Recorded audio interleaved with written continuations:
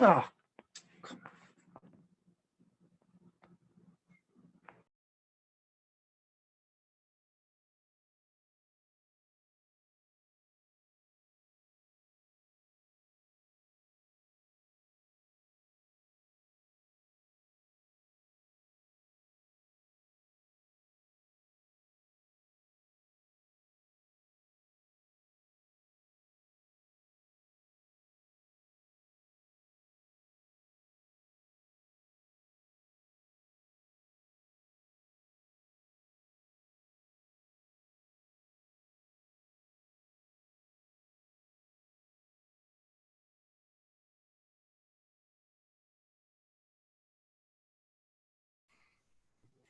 Sir Gibbon. Hey, Carly. We do have quorum, so whenever you want to get started. Oh, let's get started right away then.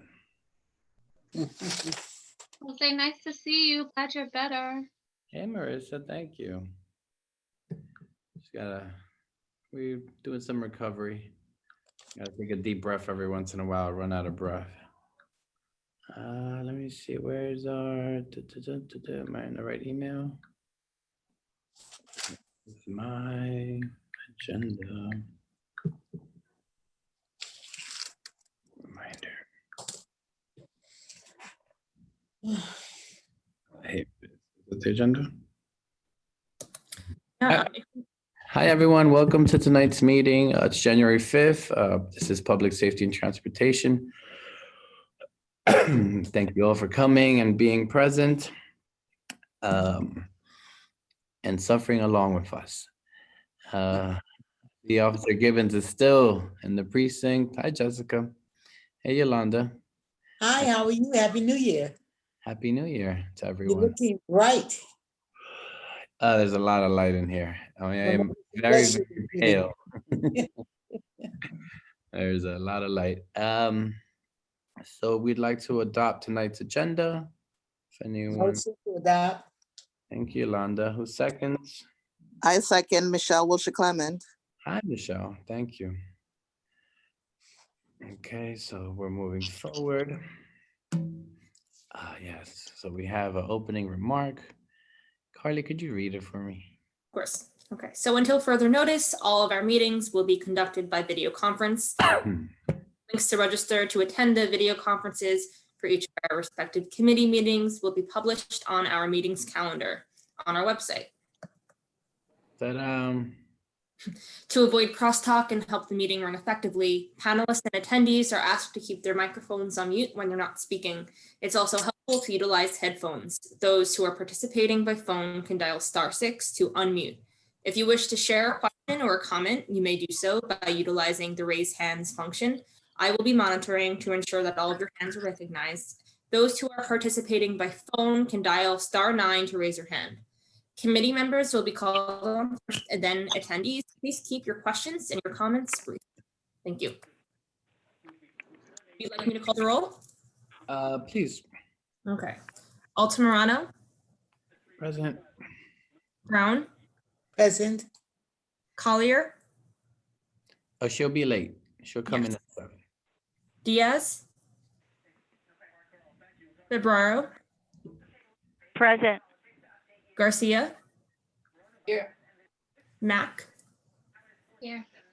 Morris. Here. Sanders. Here. And Wiltshire Clement. Here. Okay, we have quorum. Thank you. Recall to order. Adoption of agenda was already done out of turn. Now we're going to go into our informational updates. We'll start with Officer Peter Gibbons from the 23rd Precinct. Then we'll go to Aaron Vera from the 25th Precinct. And then we'll do questions for both of them together, which we found to be great. great. Thank you so much, Jose. Happy New Year to all.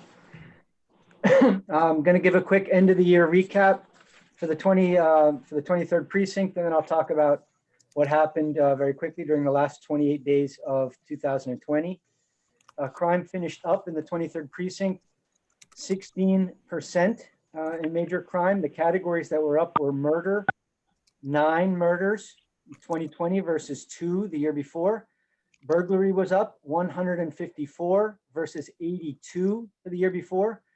Grand larceny, sorry, that would be a total of 88%. Grand larceny up 346 versus 297 the year before for an increase of 16.5%. And auto theft, 66 this past year versus 21 the year previous for an increase of 214%. Shooting incidences were up 61% in the 23rd precinct for 2020 for a total of 37 shootings versus 23 the previous year. 37 shootings resulting in 45 people shot. In the last 28 days of the year, crime was about even. It was down 1%, one crime.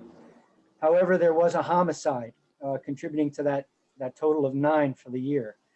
On the 22nd of December, a 24-year-old man from the Bronx was shot once in the chest inside a liquor store at 60 East 111th Street. There was a fist fight that broke out. There were numerous people inside the liquor store at the time. There were probably 8 or 10 people. It appeared there were sort of two sides that squared off. Two combatants primarily. They began a fist fight. Meanwhile, one of a third party, but clearly a member of one side or the other, shot one of the combatants in the chest during the fist fight. There's excellent video evidence of the incident. Ballistics were recovered from the incident. The suspect has been identified. We are about 100% certain that we know who it is. Unfortunately, the individual has left the state. We believe he's headed south, possibly in the Mid-Atlantic region right now. So the investigation continues. An arrest hasn't been made, but we do believe we know who committed this murder. Continuing on, rape. There was one rape in the last month of the year. Tragic allegations of rape by a woman who is an adult now, but claims she was raped by her stepfather numerous times in the past. Robberies, in the last month, there were 16 versus 12 the previous year. There's no real pattern to the robberies. Like we've seen in the past, it's not gunpoint robberies at delis or robberies of delivery men or anything like that. It's sort of a random assortment of different types of robbery, some domestic violence, some where people are known to one another, although not members of the same family or in a relationship. There were 3 true stranger robberies, sort of, the type of mugging that you read about in the paper. There was a strong arm, what we call strong arm, meaning there was no weapon involved, a strong arm chain snatch at 103rd and 3rd Avenue on the 17th of December. There was a strong arm theft of currency, of money on the 11th at the Taft houses, inside the Taft houses. And there was a gunpoint robbery at 111th Street and 1st Avenue of tech items, iPad, a cell phone, and also the individual's Jordan sneakers. And that was on the 9th. Felony assaults, we were down in the last month, 33 versus 38. Burglaries, we were also down, which is hopefully a trend that will continue after a horrible year for our businesses and commercial burgs, 8 versus 10.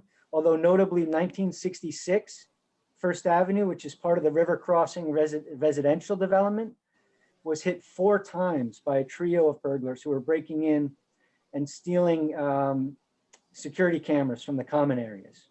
$40,000 worth of security cameras from the common areas, 4 times between the 8th of December and the 12th of December. Grand larcenies were even for the last month, 25 grand larcenies. And again, the trend continues, mostly e-bikes, city bikes. Fortunately, around the holidays, we didn't see a lot of scams, which we had been seen leading up to December. Grand larcenies of auto, GLAs, which are basic auto theft, 5 versus 2. Again, we were up 214% for the year. And a major issue citywide, 67% citywide for 2020. So that is something we need to continue to investigate and clamp down on coming into the new year. What we're seeing locally is not recently, but there were a lot of motorbike thefts over the summer because that's when the market is hot for that type of thing. And recently, the last quarter of the year, we're seeing a lot of joyriding by teens. We're seeing a lot of teens steal cars for, just for a few days, and then they kind of ditch the car or get arrested. We've made several arrests of teenagers who are joyriding in stolen cars. And that's it for and the last thing I want to mention are the shootings. For the last month, there were 4 versus 2 in 2019. One was the homicide I mentioned. Another was at 127 East 100th Street outside on the sidewalk. Could have been a robbery. They did take items from the victim.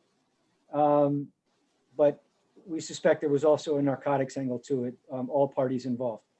On the 15th, 2 men were shot at 109th Street and 3rd Avenue at 6 o'clock in the evening. It's a very relatively high profile occasion, given it's that our 3rd Avenue commercial corridor there.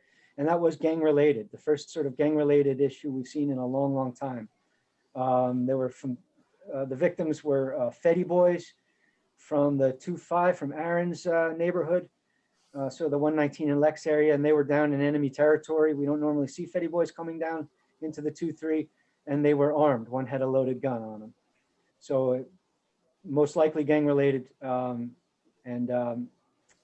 Lastly, on the 6th, there was a reported shooting at 1295 5th Avenue or just outside, but we are fairly certain it didn't occur there, and we believe it occurred in the 32nd precinct, but that's sort of statistical. The victim took an Uber from 132nd Street to the hospital and then reported the shooting where he lives, trying to throw us off. That happens a lot, where he just doesn't want to talk, doesn't want to snitch, or because he shot himself, which happens a lot too. And that's it for me. Aaron? All right.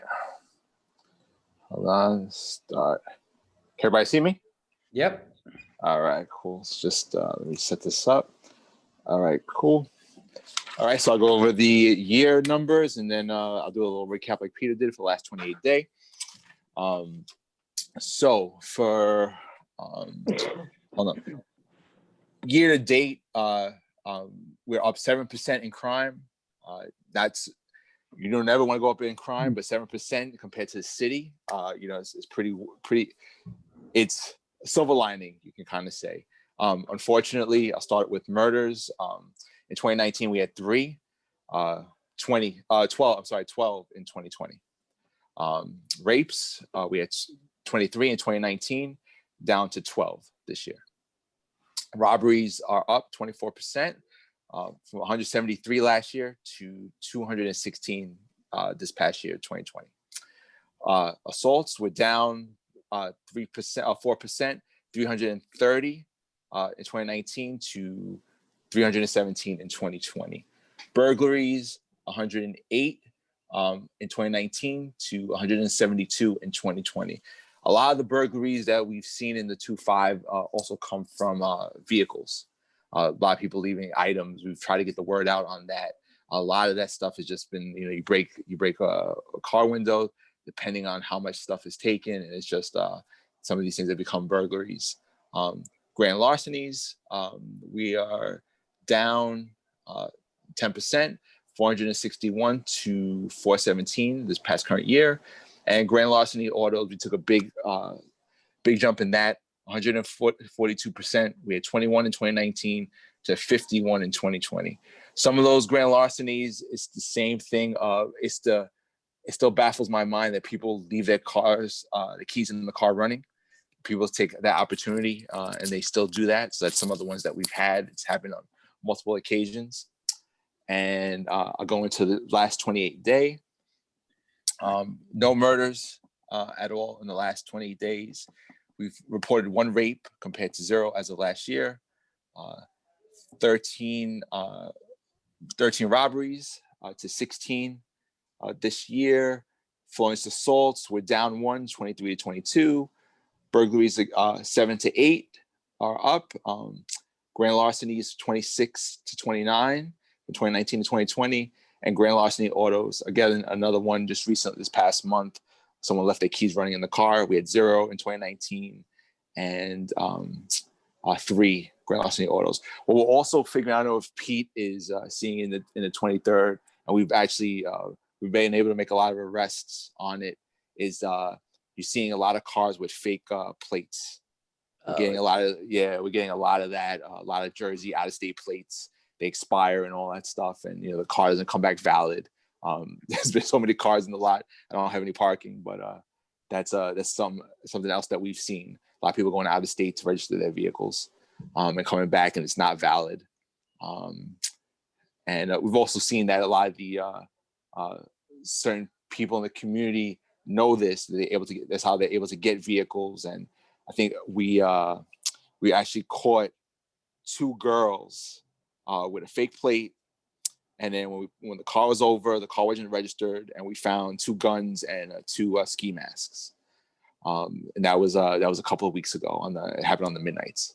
So it's the NY. I think it's just happening citywide, from my understanding, but it's something that's especially affected in 2-5. And just to go to cover like what Pete did with shooting incidents, we had 20 this past year with 20 victims. And I just want to cover on the 12 murders that we've had, we've made 8 arrests this year on that. So a lot of these people are known to us. It's just kind of putting the pieces together. Now, if there's any questions, we'll want to take some.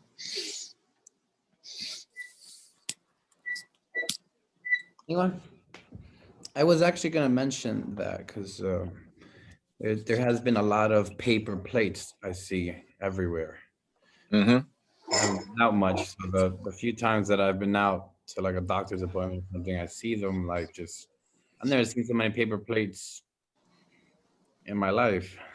Well, part of the reason I think there's the line to the DMV, right? Even though the DMVs are back open, there's been a lot of extensions, in the DMV and all that stuff. And then I think that was part of the reason people were going out of state, and people like with whole COVID, they're avoiding the DMV. And of course, some people taking advantage of it too. Exactly. There's just some people just like, all right, you let the registration fall. I get pulled over. But we've also seen some of the things of people using that. It's been almost like it's a thing of they committing crimes in these vehicles. Anyone else have any questions? Now we're gonna move. I'm sorry, Jessica has her hand raised. Oh, I didn't even. Where do I? I'm not seeing it. Hi, Jessica. Go ahead. Thanks, Jose.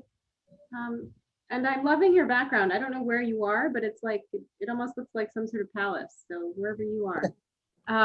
I missed the small talk at the beginning, but so it's January, and thank you very much for the look back. And I know it's a bit of a strange year, to say the least, for all the work that we all do, but especially for what you all do every day. Do you have any high priority projective goals for the coming year? I know it's good to look back and compare with the understanding that what we're seeing are not normal trends. There are extreme circumstances, but I think in addition to your top goals, I know they don't change, the same things stand, but to hear maybe what they are given the events of 2020 and how you hope to emerge out of the pandemic come spring and beyond. January is a good time for that. So I'd be curious to hear if the 2.5 and the 2.3 have any particular goals related to how we can be supportive of those goals, if at all, from the community board's perspective and position within the community. Well, Aaron, I'll start off real quick. Our goals in terms of crime are to continue to try to arrest as many people as possible carrying guns, illegal guns, obviously, and take those guns off the street. And we hope that that will have an impact come spring and summer when things heat up. And we start to see an increase in our crew activity and our gang activity. I mean, since October 1st, we've taken 7 guns off of the street during arrests. Normally that would be a very big number. But we're not seeing the impact yet. So that's one of our goals, is to continue that and hope that eventually it has a greater impact. Another goal, which we hope we would like some support and some assistance with, if it works. I don't want to be political, or I don't want to sound political, but certain types of crime, like burglaries, are considered nonviolent crimes, and we keep arresting the same people over and over again. And I try not to beat that dead horse, because I've said that at too many meetings, and we understand why this the law was reformed in terms of bail, but I believe it needs to be tweaked to prevent chronic offenders who clearly are taking advantage of the law, of the reform. You know, it's like 3 guys are responsible for 27% of our commercial burglaries. That's, 27% of 154 burglaries. Three people, because they're out the next day and they realize that wasn't so bad. I got a warm, dry place to sleep, and they just go do it again. So that would be something on a sort of macro level that we would, as a goal of the 23rd precinct, and I'm sure a goal of many of the NYPD cops out there. I would just add to that is, we follow some of the, the same things by getting guns off the street. But the other thing, I think a conversation that's still being had around, and things kind of being what's at the forefront, is how the city and how New York City, and this is getting a little political, how they want us to police. How do they want NYPD to police the city? And that's the thing. And some of that, it goes back to kind of like what Pete is saying, in the sense of, we need more support in how do we do things, because if there's crime is going up and we're out there doing the job and we don't have that support to change areas and change certain dynamics of certain communities, that's why things don't change. I laugh when in a sense, because Pete goes, it's 3 guys responsible for 27% of the burglaries. We have 1 guy responsible for 12 burglaries. And he's been doing it when I first got to the precinct, and he's still doing it. So we understand why the law was reformed, but at the same time, I think some of these things have to change in order for us to make positive change. And these are things that are just going to be discussed going further. But it's what New York City needs and how they want to be policed, I think is the big question going forward for everybody. One other thing, I forgot to mention that we could use assistance with, and this might be, I don't know if this is the right forum for it, but money's being taken away from the NYPD for the right reasons. It's being put into wonderful programming and stuff. Some of that money, it would be great if it was given to small businesses for security cameras. We're just seeing a lot of crime committed in small businesses now, even more than it was before, and a lot of them don't have adequate security cameras, or they're always breaking down and stuff like that. I don't know if that's something that, just to have that, just to get everyone thinking about that. And if it does come up, and our legislators, because we have spoken with our city council member about that, would be nice to, have some backing for that, because it's, anyway, it helps us solve a lot. It helps us solve a lot of crime. Cameras are the cop's best friend. It's helpful, even though people do take cameras, we've just heard. But crime prevention through environmental design, it's important to have the right things in the right place to help you all do your job, in addition to keeping people safe. Thank you for those observations. I think, to hear them from you is really important, as much as we hear about crime, to hear what the goals are, so we can figure out how to work together if we can, in support of common goals, is a good thing. So thank you. Do we have any more questions? Yes, Hand, I don't see the hands up. Oh, Michelle has her hand raised. that's weird. I wonder what I'm doing. Yes, I do. Hi, Michelle, go ahead. Hi. I want to say thank you to those presentations and to actually have a silver lining. And that suggestion is a really good suggestion for small businesses.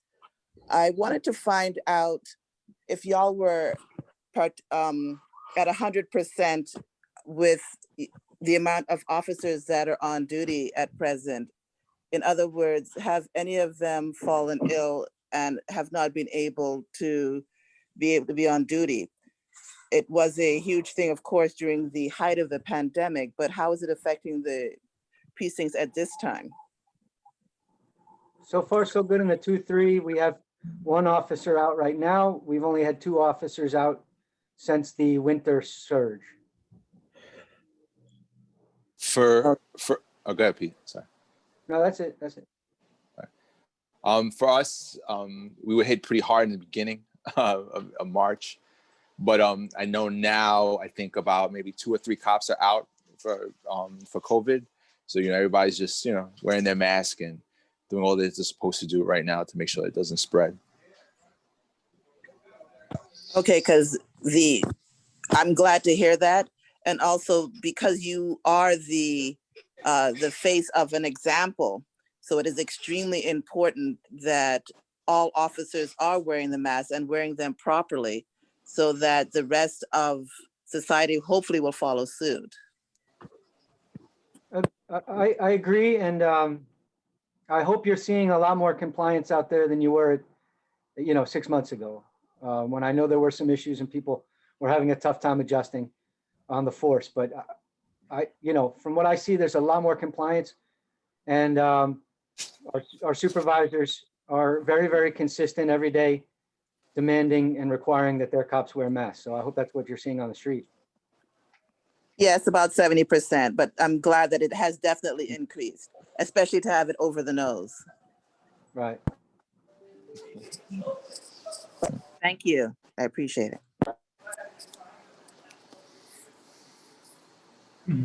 All right, guys, thank you so much. Appreciate you both being here, and great to start the year with both of you and see you, and hope families and everyone is healthy. And we look forward to seeing you next month. Amen. Thank you. so much. Thank you. Thank you all. Yes, thank you. Okay, and we're gonna go to Jeremy Lockett from the District Attorney's Office. Thank you, Jose. Good evening, everyone. Hope everyone's doing well. Happy New Year. I hope the holidays were good and you're able to see or speak to the ones you love. I tried a little bit. I will excuse my voice and keeping this a little short. I got hit with something, but I'm taking some that Western medicine steroids to get me back on the mend for this week. I have a couple good updates and some things that we want to be working on just going ahead. So right now, I'll just jump right off. I mentioned it last month, but I'll be mentioning it again tonight and as well as next week at CB11 Youth and Education. Next month, February, is Teen Dating Awareness Month. So I know we're changing topics a little bit here, but one thing our office is trying to get on the board, and if any of the young people or the communities you work with, I think this could be an option. So we're doing 30-minute to an hour presentations with an ADA, as well as a staff from our witness aid service units, so a clinical staff. It will be mostly the criminal justice process and to someone that has been involved, whether they are a victim or a survivor of teen dating violence. Or if someone needs recommendations of resources, that'll also be an option within this training or presentation. So we're trying to get them on board. I've been in these trainings. I think they've gone well. I've been in them with professional staff from some of the organizations that are in Harlem, as well as for young people, and those were good. So I'm gonna drop a link and as well as an email if anyone's interested and if you want to spread it. But I'm gonna be mentioning again at next week's meeting with CB11 Youth and Education, and probably again next month, just to see if anyone is interested. So the one thing I do want to also put on, this is sort of an example of, and I think Jessica, we were speaking of it last month, was, sort of different forums that we could sort of roll out. And one that we have scheduled is for Central Harlem. And this is just an example. It's an elder abuse presentation. It's going to be next week at the Central Harlem Senior Citizen Center. But I just think we can brainstorm and going forward, just have, I think, a schedule for 2021, whether it's every other month, but I'd like to work with people on this call and see what we can do. Thank you, everyone.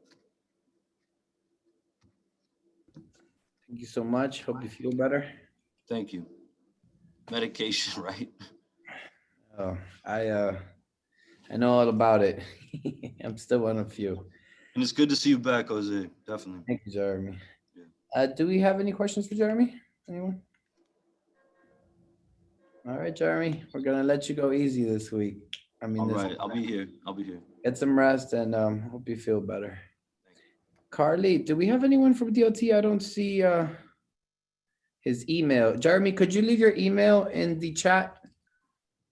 Doing that right now. I'm gonna drop that link and everything. Hold up. Thank you so much. Hold on, I Thank gotta you. open the chat. I see, I might be missing something.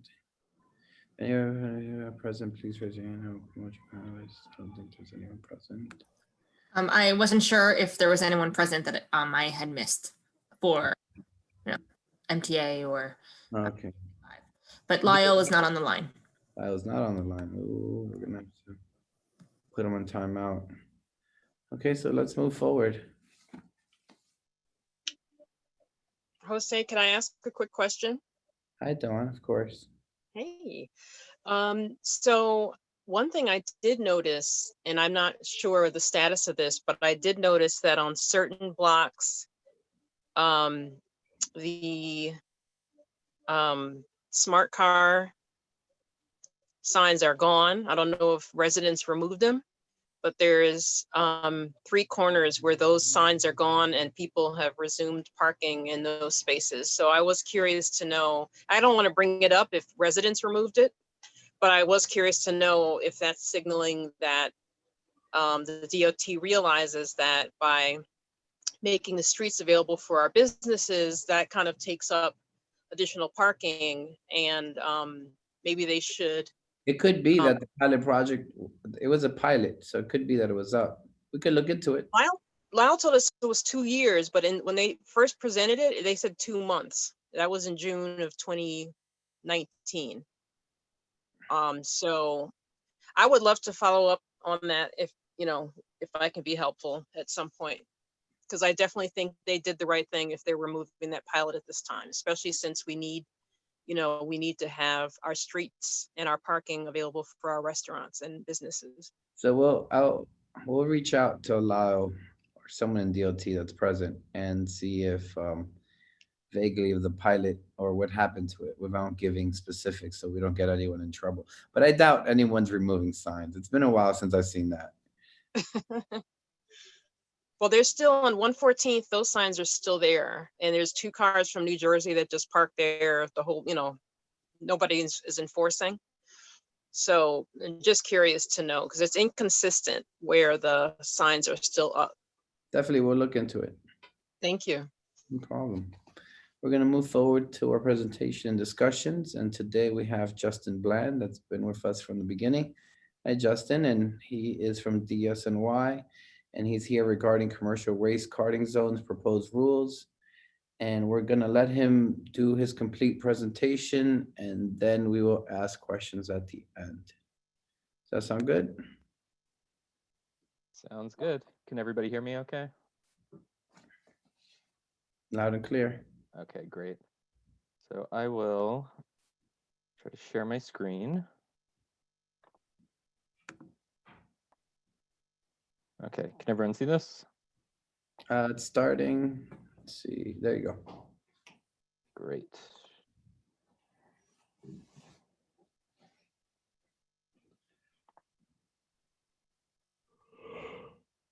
Doesn't want to go full screen. There we go. Okay, so good evening, everybody. Happy New Year. My name is Justin Bland. I'm the Director of Commercial Waste for the New York City Department of Sanitation. So I'm here to talk about the Commercial Waste Zones program. This is a project we've been working on for the last few years. We're kind of midway through the implementation phase, but a lot of work is going on right now after a several-month hiatus from COVID. There is a rulemaking going on right now, which is the main reason for my invitation to this hearing. But I'm going to give a high-level overview of the program, give a little bit of detail on the rules themselves, which are less specifically related to safety and transportation, but the entire program is very much about safety and transportation. And then we'll try to leave a good amount of time for Q&A at the end. So a little bit of background, this has been several years in the works. A couple of years ago, we released a detailed implementation plan, the plan to reform, reroute, and revitalize private carting in New York City. So we're talking about private waste collection. These are private waste companies, not your white municipal DS&Y sanitation trucks that pick up at your house.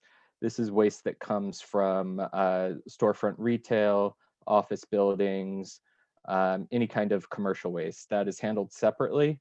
It is their obligation to hire a private company that has to be licensed by another agency called the Business Integrity Commission, but they have to hire a private company to take their garbage away. Other than getting a license to ensure that you're not part of organized crime, that was kind of the last big reform of this industry back in the 90s.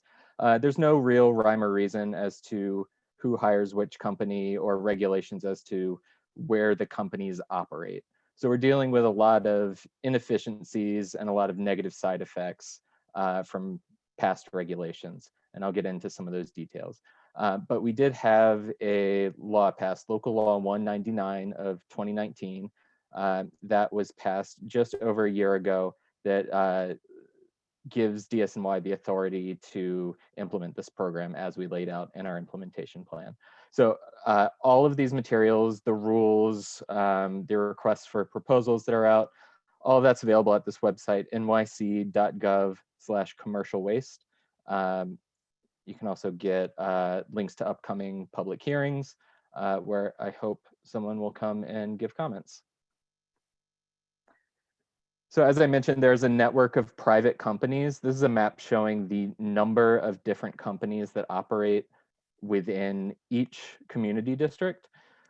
So the problem we're working with now is there's no rhyme or reason as to who operates where. It's just which carting company can get business wherever they can. That leads to dozens of different private hauling companies with different fleets, different trucks operating in very small areas. So we can see Manhattan Community Board 11, there are 37 different companies in a fairly small geographic area, all operating different trucks and all providing essentially the same service of just collecting bags or containers, putting it in the back of the truck and moving on. So that is a lot of truck traffic, a lot of excess pollution, a lot of noise on your streets. And these are big, heavy trucks. There's a significant safety risk whenever you're adding any unnecessary trucks. What that looks like on each individual street when you have so many companies is you could have 10 different storefronts on one commercial block and have 10 different carting companies servicing those 10 different businesses. And this is something that happens, not just in our densest areas in Midtown Manhattan, but all over the city, where, in Jackson Avenue in the Bronx, 25 different customers will have 10 different carting companies servicing them. So that's 10 different trucks coming down. It's a lot of excess noise, pollution, safety risks. And what happens on the individual truck end when you have so many other companies taking up customers in a dense area? You have to drive a very long way in order to fill up your truck. DS&Y trucks, where we go house to house in your neighborhood and just fill up our trucks in an orderly way on the residential end, our typical route is about 5 to 10 miles long. 10 miles in maybe Staten Island or Eastern Queens. In Manhattan, it's probably a mile or less. The average commercial carting route is over 100 miles long, and that's within New York City. So this pink squiggly line going through 3 boroughs, this is kind of your typical route. There are about 700 of these, all different routes going on every single night. This is very, very long. It does not need to go this long in order to find 10 tons of garbage to fill up the trucks. So it's very inefficient. But also on the worker end, there is no possible way you can finish this route safely. In order to drive this distance and pick up hundreds and hundreds of stops, you pretty much have to break the law. You have to speed. It's something we see a lot, especially in the early hours of the morning. Speeding or disobeying traffic laws, blowing through stop signs, going the wrong way down one-way streets. We see an outsized number of crashes with the private carting industry. Since I've been doing this project over the last 3 or 4 years, there have been at least 24 fatalities caused by private carting trucks, including drivers, pedestrians, workers on the trucks themselves who often face unsafe conditions, and cyclists. Another less tragic but still very serious thing that's undermined are our commercial recycling efforts. DSNY does a lot of outreach to businesses to make sure that they are following recycling laws. It is the law that every commercial establishment has to recycle and should be hiring a company to handle that correctly. What we see is in this hyper-competitive race to the bottom, recycling is kind of thrown out the window, and we see customers doing the right thing, separating their material, and then we'll see one truck come and put all the material in the back, send all the recycling to the same place, which is a landfill, totally undermining the program and undermining the environmental benefits of that. So we have very little confidence that recycling is working because often it isn't on the private side. So what's the problem? As I've stated, routes are regularly over 100 miles long. A single city block, you could see more than 50 trucks pass through in a single night. So for residents, you have excess noise, pollution, truck traffic, and safety risks. For workers, these are long and dangerous routes. And there are a history of labor violations, a lot of off the books work, and as I mentioned, some tragic incidents with a few workers. For customers, there's very little price transparency. Folks don't know why they're being charged, what they're being charged. And there's very little confidence that even if they are following recycling rules, that the carter is doing what they're supposed to be doing. And for the carters themselves, this is not to paint a picture of them being evil or bad operators. This is a situation that they're kind of stuck in. They do not want to operate inefficiently, but it's impossible for them to build dense, efficient routes right now when they have 50 or 60 other companies operating in the same area as them. So it's impossible for them to operate efficiently, and that means the only way to stay in business and to make a profit is to cut corners on very important things like safety, recycling, worker protections. And for the city, as I mentioned, we are sort of stuck in an outdated regulatory scheme from back in the 90s. It's hard to enforce on any of these important issues other than integrity and corruption, which are still important, by the way. So what's our solution? It's creating a safe and efficient collection system, providing high quality, low cost service, while also advancing the city's zero waste goals. So we're going to do that by creating a system of 20 geographic zones. These are the commercial waste zones that we are establishing. And we are having a competitive solicitation process, a procurement, a request for proposals that will select 3 different companies to collect waste in each zone. So this is not an exclusive model. It's not a monopoly that we're giving to the carters in each zones. There will be still some competition, but instead of 30 or 50 different companies, there will just be 3 companies in each zone. In addition to that, there's going to be 5 citywide contracts available for collecting containerized material. So that's large scale dumpsters that just roll on and roll off of trucks, as well as compactors in very large office buildings. So the only way to win a contract is you have to have very high qualifications, and that's related to good pricing, good customer service, clean, modern infrastructure, a sustainability plan, good employment practices, a good safety record, and a good safety plan. So like today, a customer will be able to pick the company of the three that best meets their needs. They can shop around, whatever they prioritize, they can negotiate with that carder.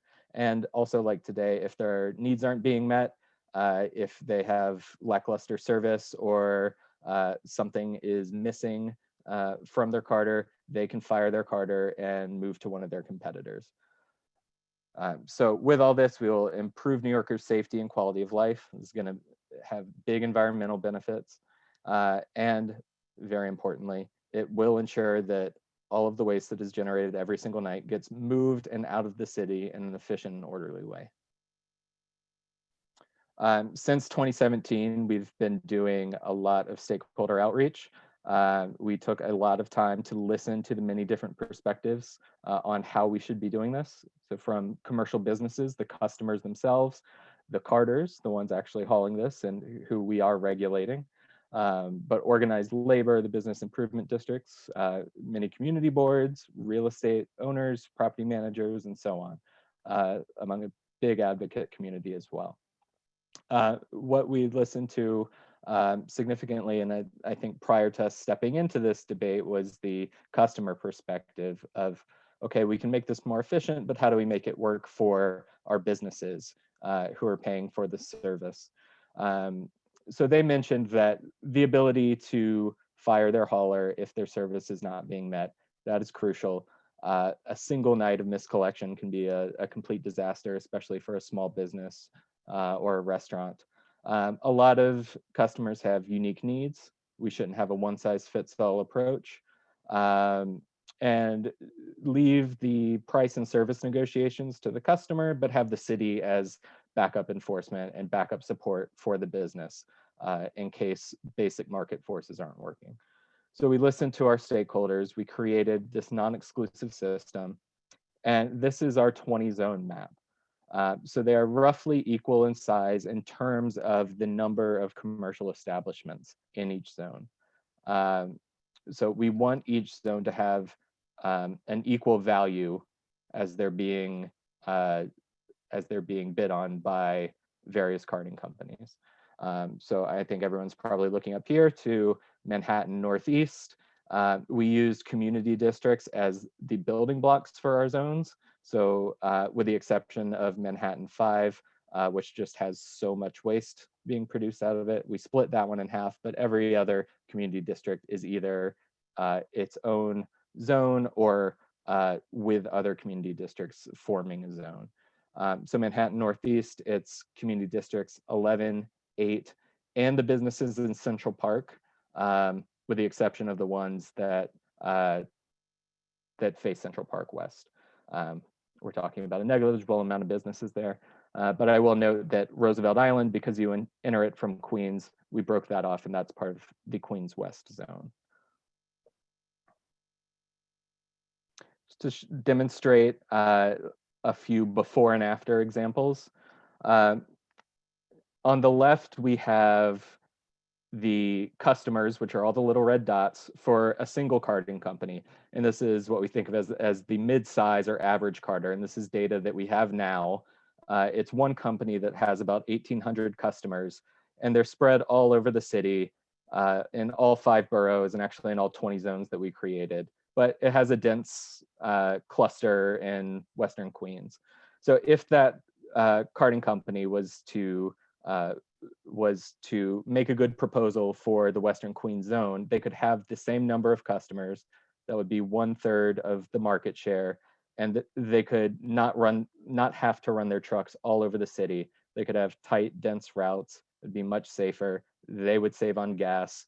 It'd be much safer streets, much fewer emissions, and much less wear and tear on our roads. So this is not something where we only want the largest corporate companies to be able to win every single contract. A local company with a good track record, with only 1,500 or 2,000 customers, they can be very competitive in the system, and we designed it specifically for that to be able to happen. On an individual route, on the left, this is one route that exists today. It's one of the 100-mile routes that goes back and forth all throughout Brooklyn, through Staten Island, going into New Jersey for some reason. And this was reported to us twice, actually. So this is a real operation that goes on every night.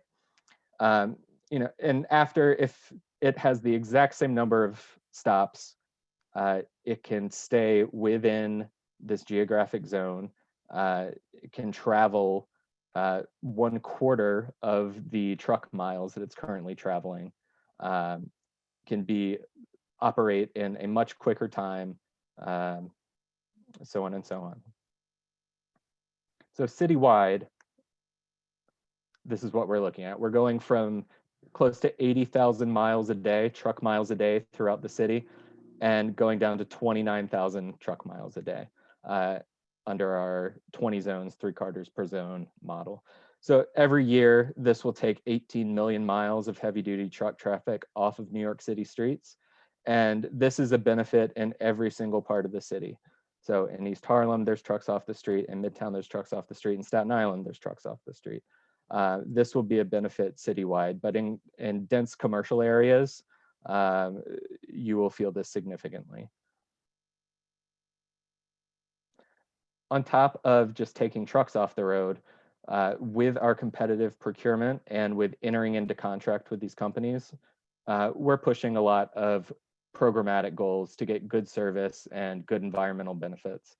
So I'm not going to read every single bullet in the interest of time, but for pricing, we want to get all of these benefits and still have low competitive pricing for our businesses, especially our small local businesses. So we're going to prioritize high quality service, but low pricing. Customer service, and this is part of the rules that we can talk about at the end. We are creating a very high floor for customer service. So we want this not to be a one size fits all. Customers can negotiate what is important to them, but they will have strong service guarantees from the city, which is something that they do not have right now. And if the Carters are not meeting their customer service obligations, they could potentially lose their contract with the city or face financial penalties because we're in contract with those companies. In zero waste, this will fix our recycling problems because it will require every single carting company to offer recycling and organic service and collect everything properly to every single customer that they haul garbage from. So we suspect that we will increase our diversion rates significantly. Another incentive is that Carters will have to charge a discounted rate for recycling and organics. So much like any other utility bill, if you shift things in the right way, you can lower your bill by recycling more, by getting organic service. Safety and labor, the best thing we can do for safety is eliminating half of the truck miles off of our streets. But on top of that, we are requiring robust training programs, 40 hours a week for drivers, significant reporting. We will be having a second rulemaking, I'll touch on that later, that focuses specifically on safety. So I do want you all to keep your eyes out for that. Environment and infrastructure. We want modern fleets and facilities. We have some trucks out on the road today that are 30 years old. They're just now getting into compliance with EPA standards that are now 20 years old. So we really want this to get clean trucks, eventually electric trucks when those are viable, stop emitting so much pollutants into our air. And lastly, we want this to work for the industry that we have today, as long as they can increase their standards. So we want this to be fair for smaller carting companies. No single carter can win more than 15 zones. There's a total of 65 awards, so there's a lot to go around for different companies, and we're open to creative partnering among different companies as long as it aligns with our other program goals. So the benefits for all stakeholders. For residents, we'll have safer streets, cleaner air, and quieter nights. For customers, we will create low and transparent pricing, better recycling, confidence in recycling, more service accountability, and better quality of life on retail corridors. These streets will be better places to do business, especially if you have a commercial storefront. For carters, it's going to end the race to the bottom dynamics that they're currently stuck in. They'll be able to operate efficiently for the first time and make long-term investments. And then for workers, these will be much better jobs, shorter and safer routes, increased training, better worker protections. To touch on where we are, what we've done, and where we're going forward. So we started developing this plan back in 2017. We released it near the end of 2018. This has been informed by stakeholders throughout, and it will continue to be. We did a detailed environmental review. If anyone's interested in that, you can see it on our website. We did that before passing Local Law 199, which was signed November of 2019. We started doing a series of rulemakings at the beginning of 2020. COVID hit and got serious in March. It very much disrupted the commercial carting industry. So we put a hard pause on this process until about October of last year, and I've really just been gearing up again the last few months. But we did have a statutory deadline in Local Law 199 we had to meet, which led us to, instead of release the very complicated RFP for the zones, the request for proposals, we've decided to break that up into two parts. We had to do it before November 20th, 2020. So we released the first part of the RFP, which is getting some basic qualifications out of the way, signaling interest as to which companies are interested and meet the minimum qualifications for participating. And we expect to issue the second part and the final part of the RFP in the spring of 2021. We also released a separate request for expression of interest, an RFEI, about building modern facilities for things like handling compost. In order to offer innovative collection services, you need places to take the material. So we're hoping this will spur some private investment and build some new modern facilities in the New York City region, which will ultimately lead to better services for customers. But we will be in a procurement for some time while we're issuing rules on top of that. So there is a lot going on for the next year, a lot of different overlapping processes. We expect by the end of 2021, the end of this year now, we'll be entering into, or we'll be selecting the winners, negotiating the contracts, and around the start of next year, entering into contracts with various service providers. So we're still a ways off, but the start of the customer transition where these contracts actually go into place and the customers will start to be serviced by their new commercial waste zones hauler. That will be a phased transition, rolled out slowly and carefully to make sure we do it right, but it's going to start in mid-2022 and likely go all the way until 2024. So a year and a half to 2 years of doing that throughout the city. So this is a long process, but we are taking the time to do it right. Just to touch on rules lastly, so the law sets really the high level requirements and the rules are filling in the details. And then the RFP will have people compete on who does what better. But the rules are really filling in the details of the regulations. And we are doing 2 rulemakings. We've issued our first batch on December 16th last month. So this includes basic definitions, nothing exciting, but necessary to make sense of everything else that you're reading. Customer service requirements. So this is where we set the minimum service levels that carters have to offer every single customer, the maximum prices, how we will set the maximum prices, how customers will be billed, how carters can petition to increase their prices if they feel they need to, how they offer and enter service agreements, their billing requirements. We are updating the recycling and organics requirements for the carters, how they have to offer everything at a discounted rate, how they have to offer it to every single establishment. It is not optional for them anymore. So it's matching the requirements that the customers already face and have been facing for 20 years. So that'll make the program work much better. And then operational requirements, things like you have to keep your route within your zone. If you win multiple zones, you can't zigzag your truck between them. Basic things like that.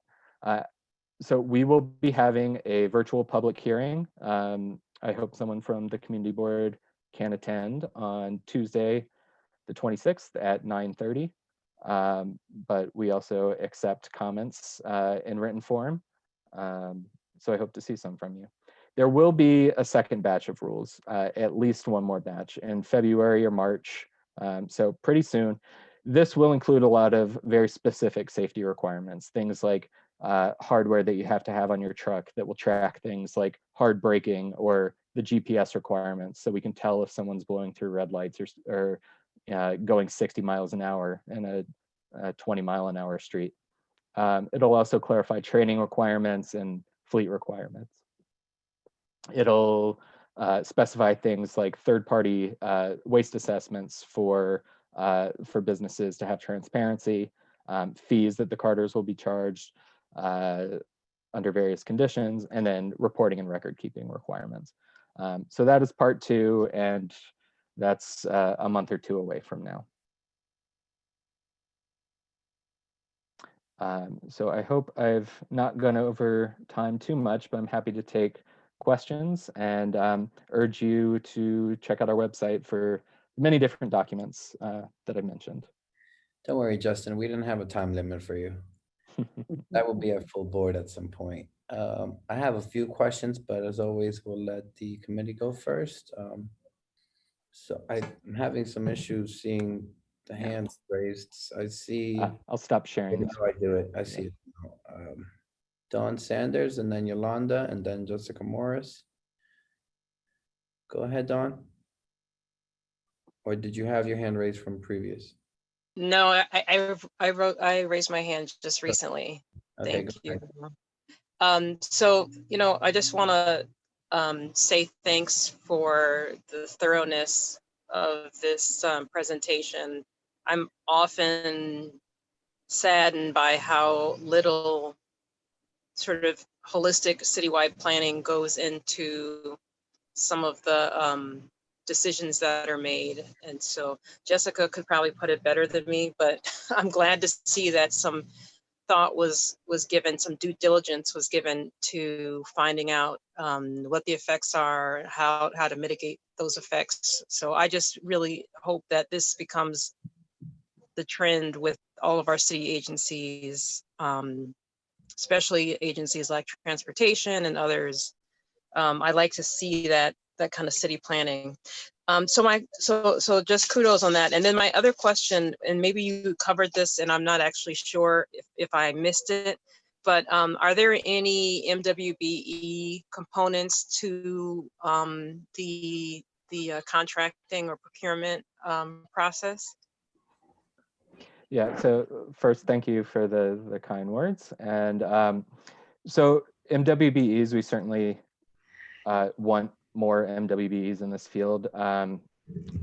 As you may imagine, or I don't know, maybe folks don't have much knowledge about the industry. There are very few MWBE waste hauling companies. I think of the 100 or so, there's a single MWBE. We hope to see that change. This is an odd procurement because the city is not spending any of its own dollars. So we can't have a hard threshold that say we want 30% of city dollars being spent on MWBE because it's $0, so 30% would be 0. But we're doing things to increase subcontracting, not just in hauling heavy duty trucks, but in things like third-party waste assessments, language translation services.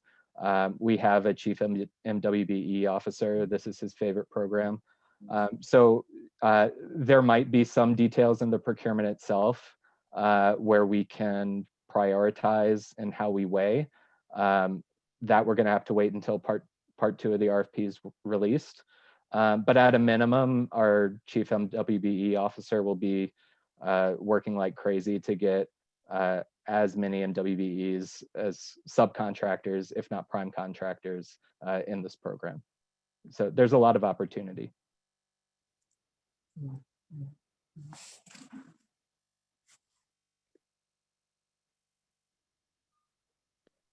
Yolanda Brown. Hi, thank you. Justin, thank you so much for your presentation. Because in preparing for this meeting, I was looking through all of the documents, and all throughout, I was hoping that I would have a visual. And I'm glad that you had the visuals accompanying, because I was curious to know exactly what those 20 zones laid out look like. And it's good to know that there are governance in place to make sure that any one Carter is not all over the city. But let's take Staten Island for instance. That's just one zone, correct? Mm-hmm. That's right. So in that being one zone, and you may have a Carter that maybe is doing business there. And, you know, there's always those friends and buddies that you have along your routes over the years. What prevents us, or what measures are in place to make sure that the length of the routes, which was a concern, and the time that it takes to get those routes completed and the danger inherent in that, what measures are in place to make sure that a Carter is not in Staten Island, which is only 3 Carters will be covering that island.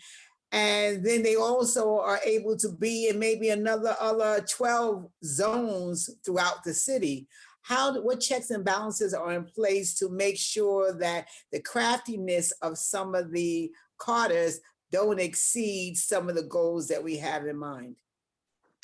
Yeah, great question. And we have thought of this. So to give them some credit, it is in their interest to drive as short as possible. If they can drive short routes, they'll save on gas, they'll save on tolls. So they should want to do this right. But I suspect a lot of your hunches are accurate too, and some trucks will want to go all over the place. We have quite a bit of authority over this now, and you'll be seeing these in our rules, where there will be GPS requirements that every truck has to have, and they have to feed us their data. So we'll actually have a real-time monitoring of every single truck in the commercial fleet at all times. So if one truck is going 100 miles a day, we can see that. If it's out of its zone, we can see that. You know, if it's stopping somewhere for lunch, that's fine. If it's staying there half the day or going to 13 other zones, then that's an issue. And we have a contract that we can point to and say, you are out of compliance, you need to correct this. And I should also add, part of the maintenance of this is the creation of an entire new division at the Department of Sanitation, specifically managing these contracts, and having officers in the field overnight who will be actually looking out for any instances of breaking the contracts or violating certain traffic or safety issues. Okay, all right. It sounds like the same operation with air traffic controllers, you know, so you have a station that's equipped to monitor everything. Thank you again. I'm looking forward to see how this rolls out. Thank you. Diane has her hand raised. Yep, Diane Collier. Yolanda, could you put your hand down? Yes, I'm trying to find it. Okay. And then just after Diane. So I want to thank Dawn for asking the question that I was going to ask about the MWBE. Justin, historically, this is one of the industries that people of color have been locked out. I mean, let's just call it what it is, okay? This is not going to happen overnight, even with all the route changes and legislation that's going to go through. How do we best prepare people of color to get into this industry? And when I say get into the industry, I mean actual ownership of these carting companies, being hired by, and when I say being hired, because many of them do work, but it probably work at probably the lowest wages possible.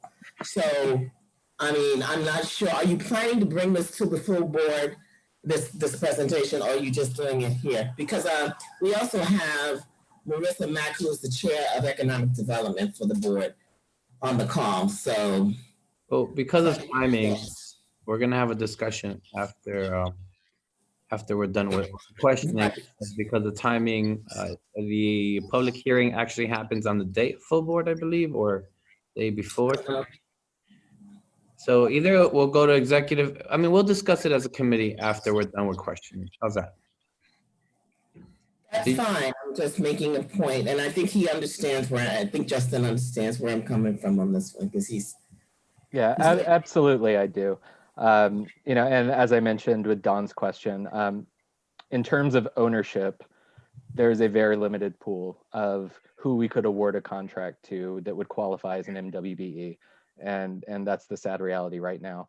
In terms of who works at the companies, this is something where just our raised floor of worker protections for things that just haven't been there or looked at for decades, it's really going to be improved. You know, basic things like right now the routes are so long, we have sub minimum wage activities, off the books activities going on. So this is you know, it's a long way away from getting ownership with, you know, half of these large city contracts, but there's a lot of work to do with the people on the trucks, drivers and helpers. But in terms of boosting companies that may not own a heavy duty hauling fleet, but might offer language translation services, waste assessment services, something called micro hauling, which actually is a growing MWBE field of folks that collect organic waste via bicycle and compost it at a community garden. That is all sectors within this industry that this law is supporting. If you offer, or part of your contract is supporting these companies, you are more likely to get a contract with the city. So we can tip the scales slightly in that direction by using those tools. Jessica? Thanks, Jose. I appreciate all of the comments from fellow board members. And Justin, I think this is really exciting because it's really progressive change in the most unglamorous thing possible. But I think we all really recognize how important it is to our everyday experience of our neighborhood. I had sent some questions and I think you answered most of them, and the MWB situation came up. I think the other question I want to pose to you, and I appreciate also that you've been working on this for years. It's not a small project, and I think the implementation, you know, the part of the rollout that we're in now,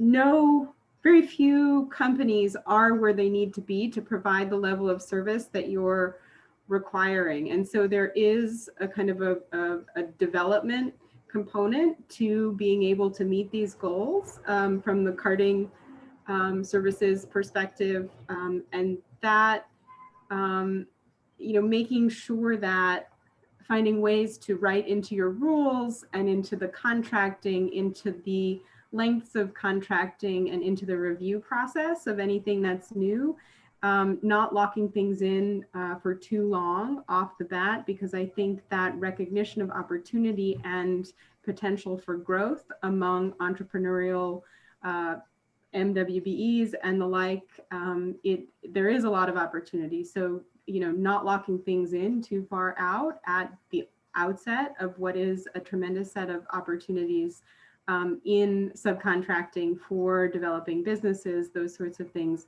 I think is something that would be really important to consider.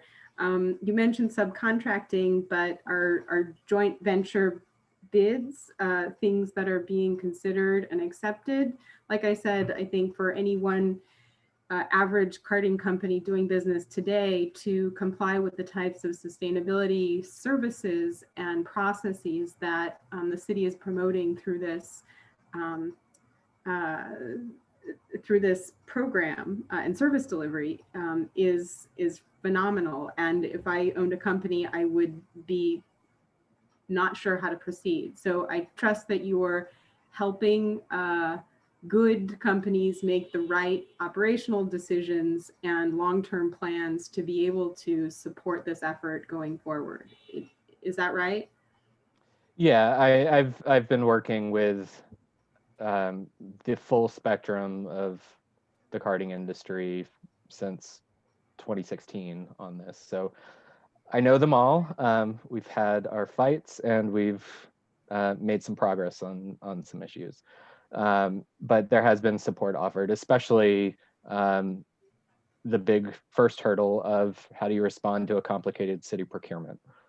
So we're offering support tools. Again, we want to help the good companies do the right thing and have the tools available to offer the right services.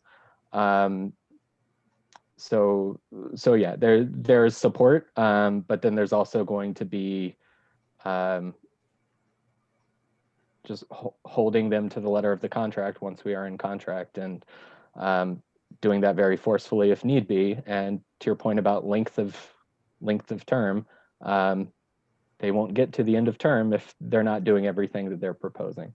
So there will be some carrot and stick, but we will do what we need to do to get the right effect and the right results.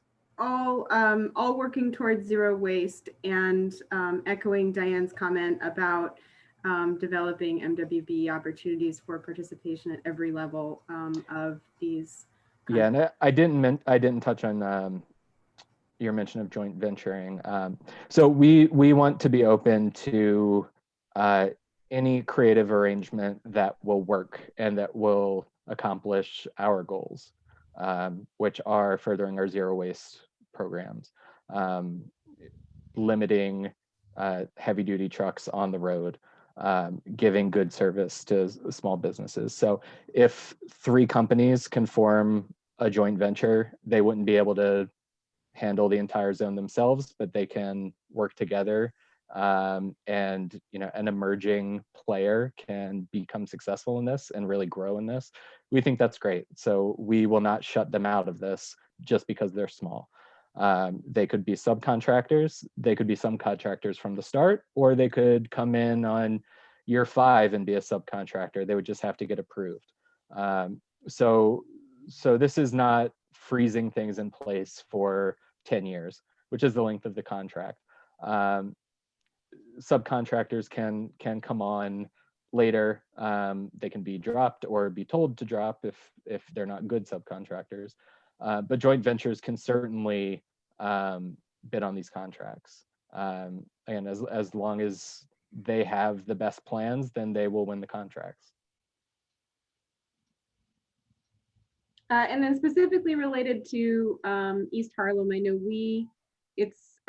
our zone shares half of its land with a zone that's more wealthier, that has a more robust commercial presence than some of our small businesses and commercial presence throughout East Harlem.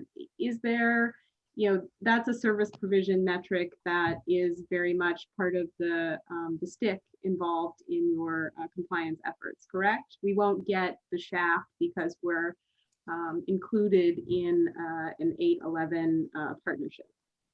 Yeah, and that's where these proposed customer service rules are very important.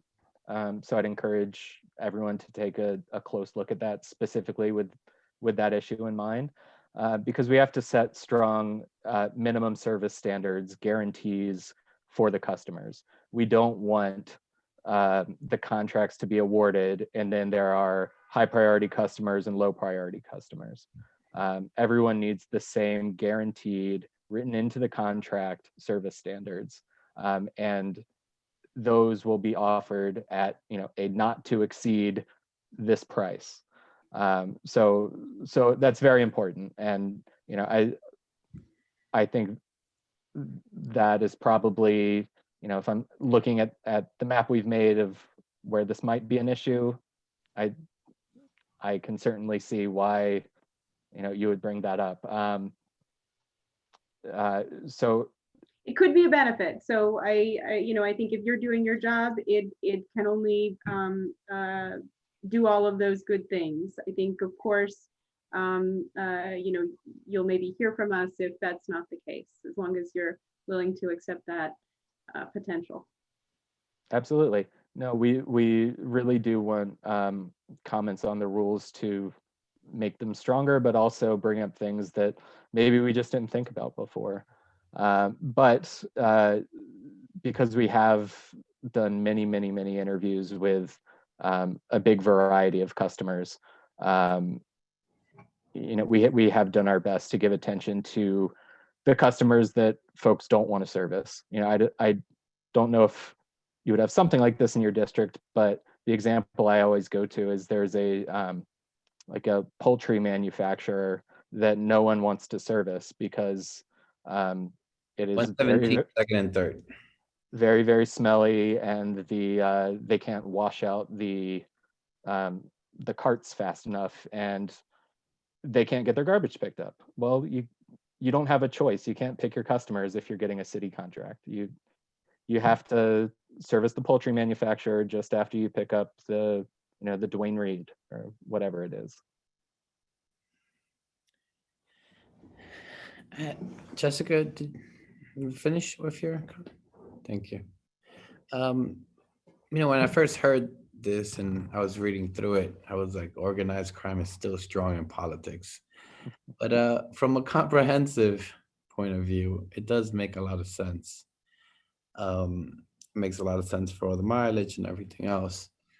But I did have a few questions, right?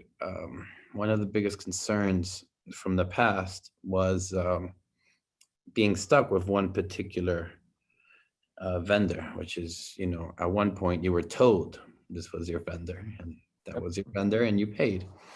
And the pricing wasn't really negotiable. I know that I think when I read the rule, I think you can choose up to 3 in a zone, but doesn't mean that you're not stuck with one, right? You could also just choose 1 for a zone. And I know you're putting a maximum rate, but there's a lot of small businesses that are not restaurants, because obviously for a restaurant, the amount of waste is, it's substantial.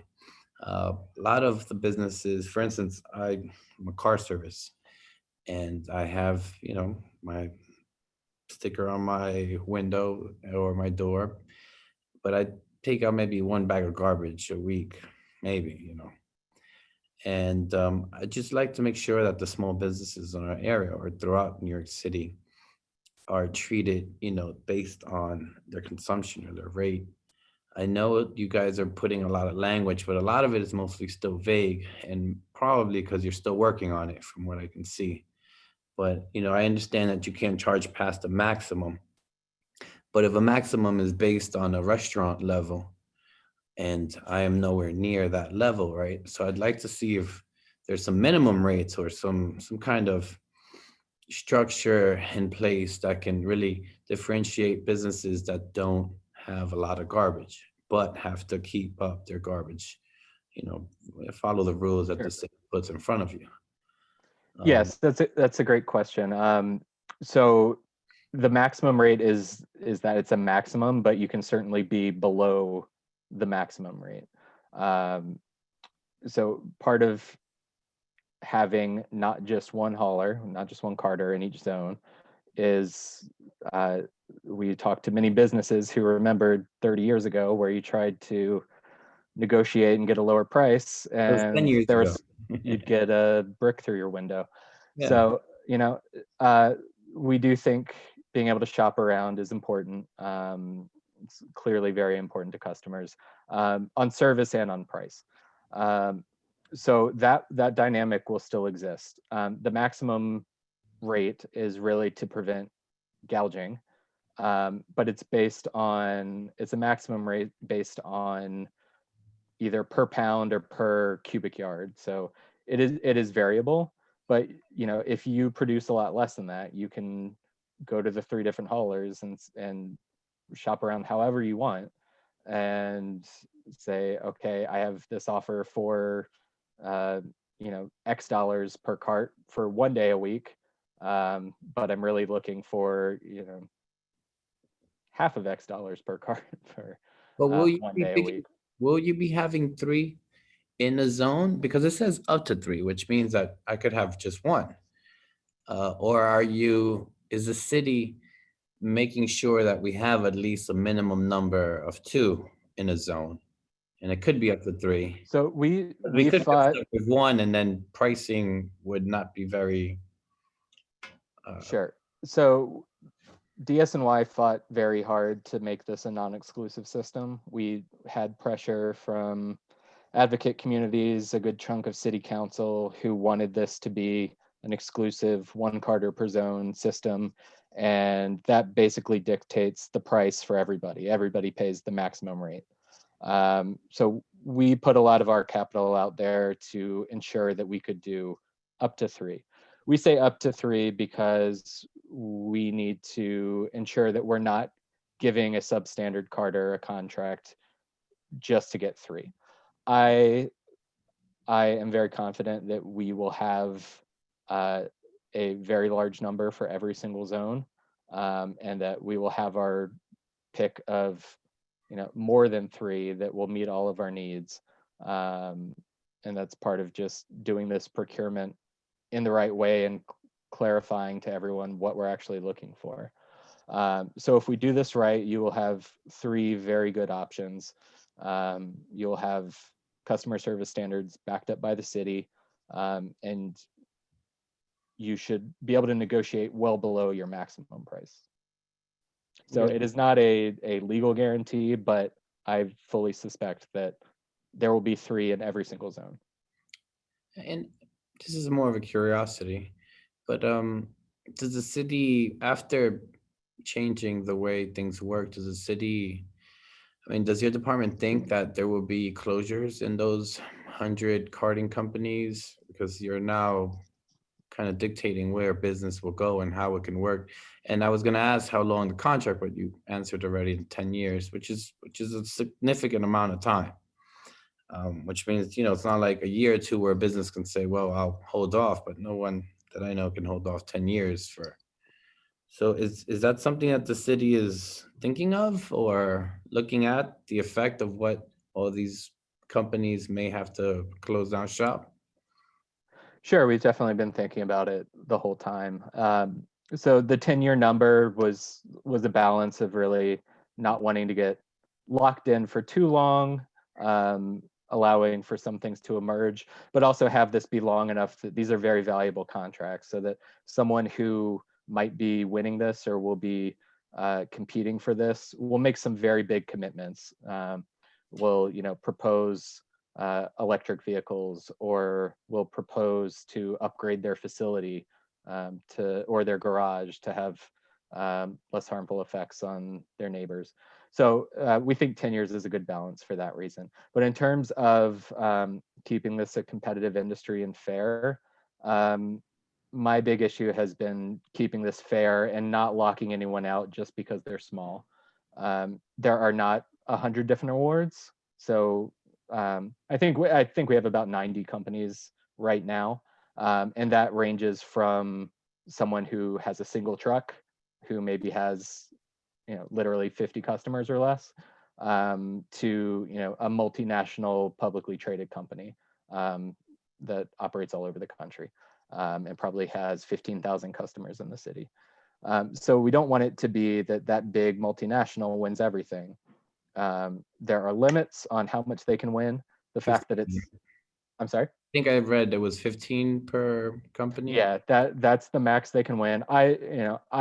I would be surprised if anyone stands out so much that they're the best in 15 different zones, but we do want that to be a cap.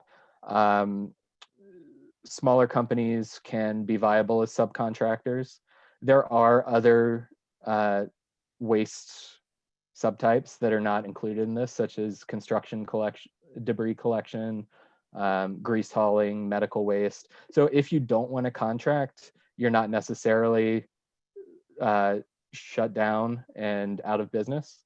Some companies operate outside of New York City. A lot of these companies are based in New Jersey or Long Island. They might collect from a town out there or upstate. And we are not regulating that. And then the hard truth of it is there are some companies that shouldn't be in business, and I think we'll see that when we get their bids.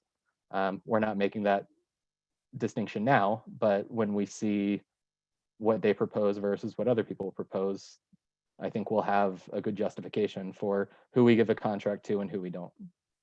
Okay, that makes sense. I had a question in terms of recycling compost. I know that it's still not, is there a city mandate that enforces that or not yet, right?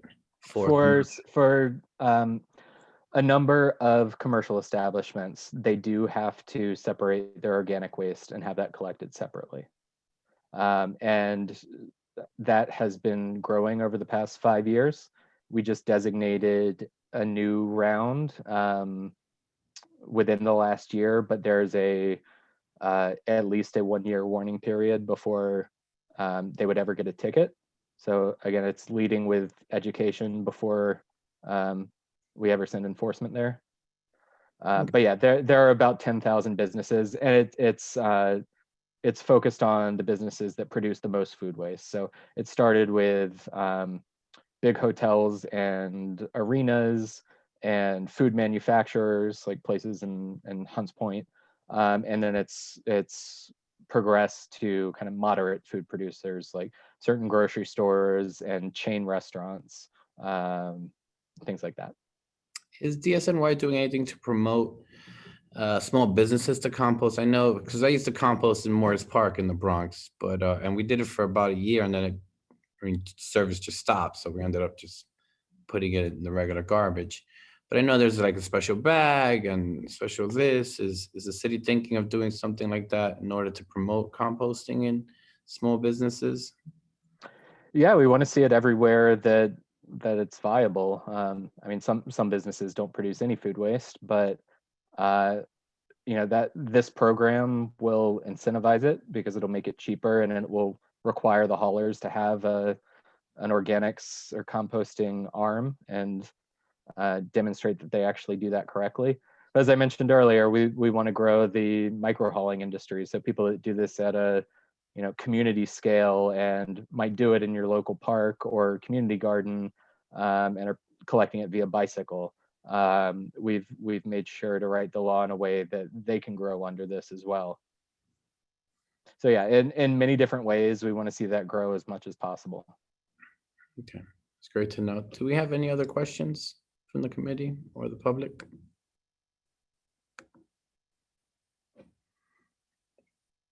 Justin, thank you so much for your presentation. We're actually going to discuss this, continue discussing this, and make sure that we participate in some way or form at the end of the month. Very good. Thank you for your time and everything. Hope to see you at the hearing on the 26th. Sounds good. Thank you. All right. Thanks, everybody. Good night. Thank you.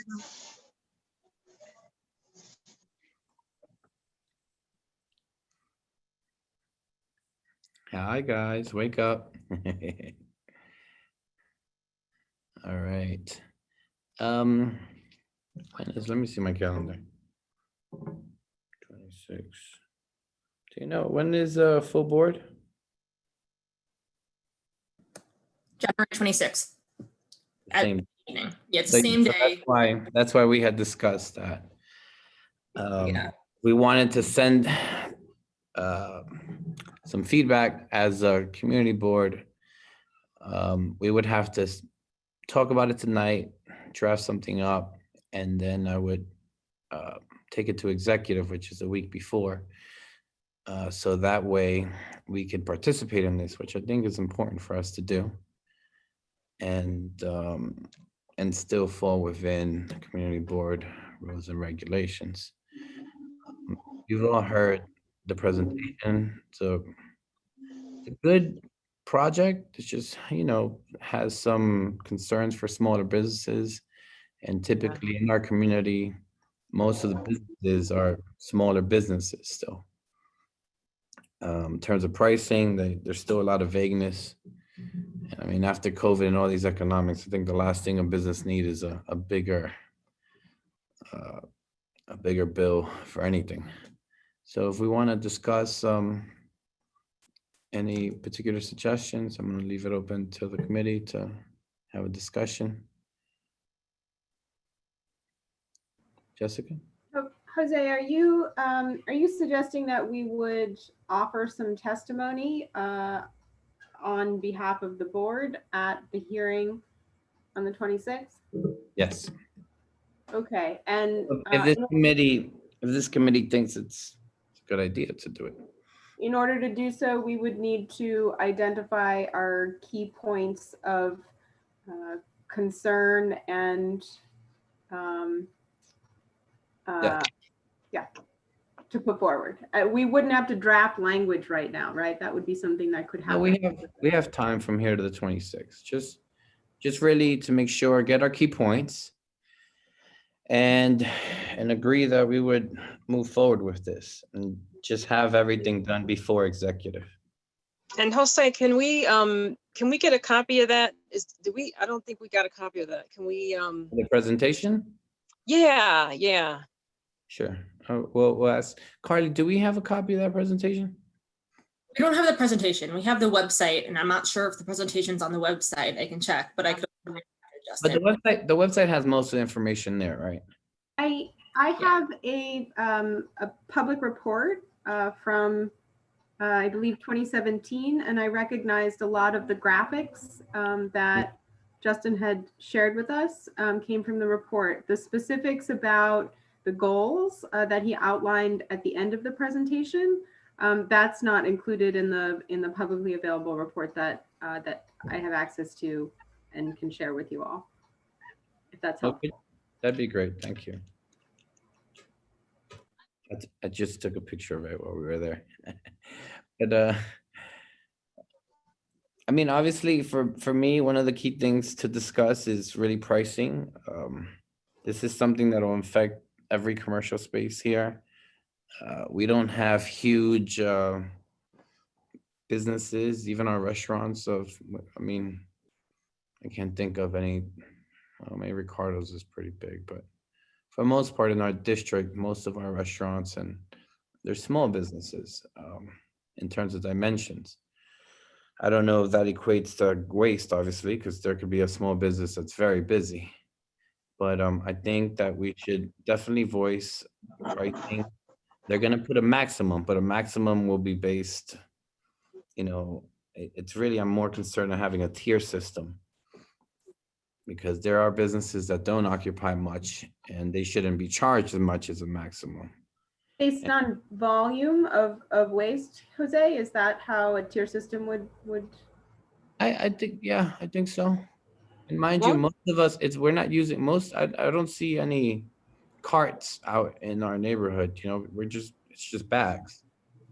I just, other than the fast food places, but they have their own.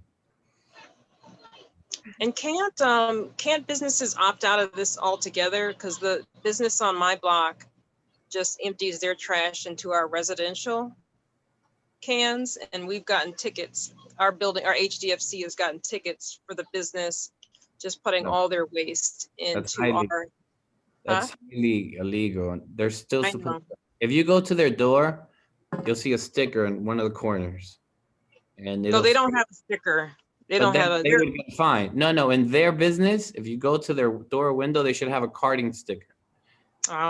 If they don't have that, sanitation will summons them because that means that they don't have someone picking up their garbage.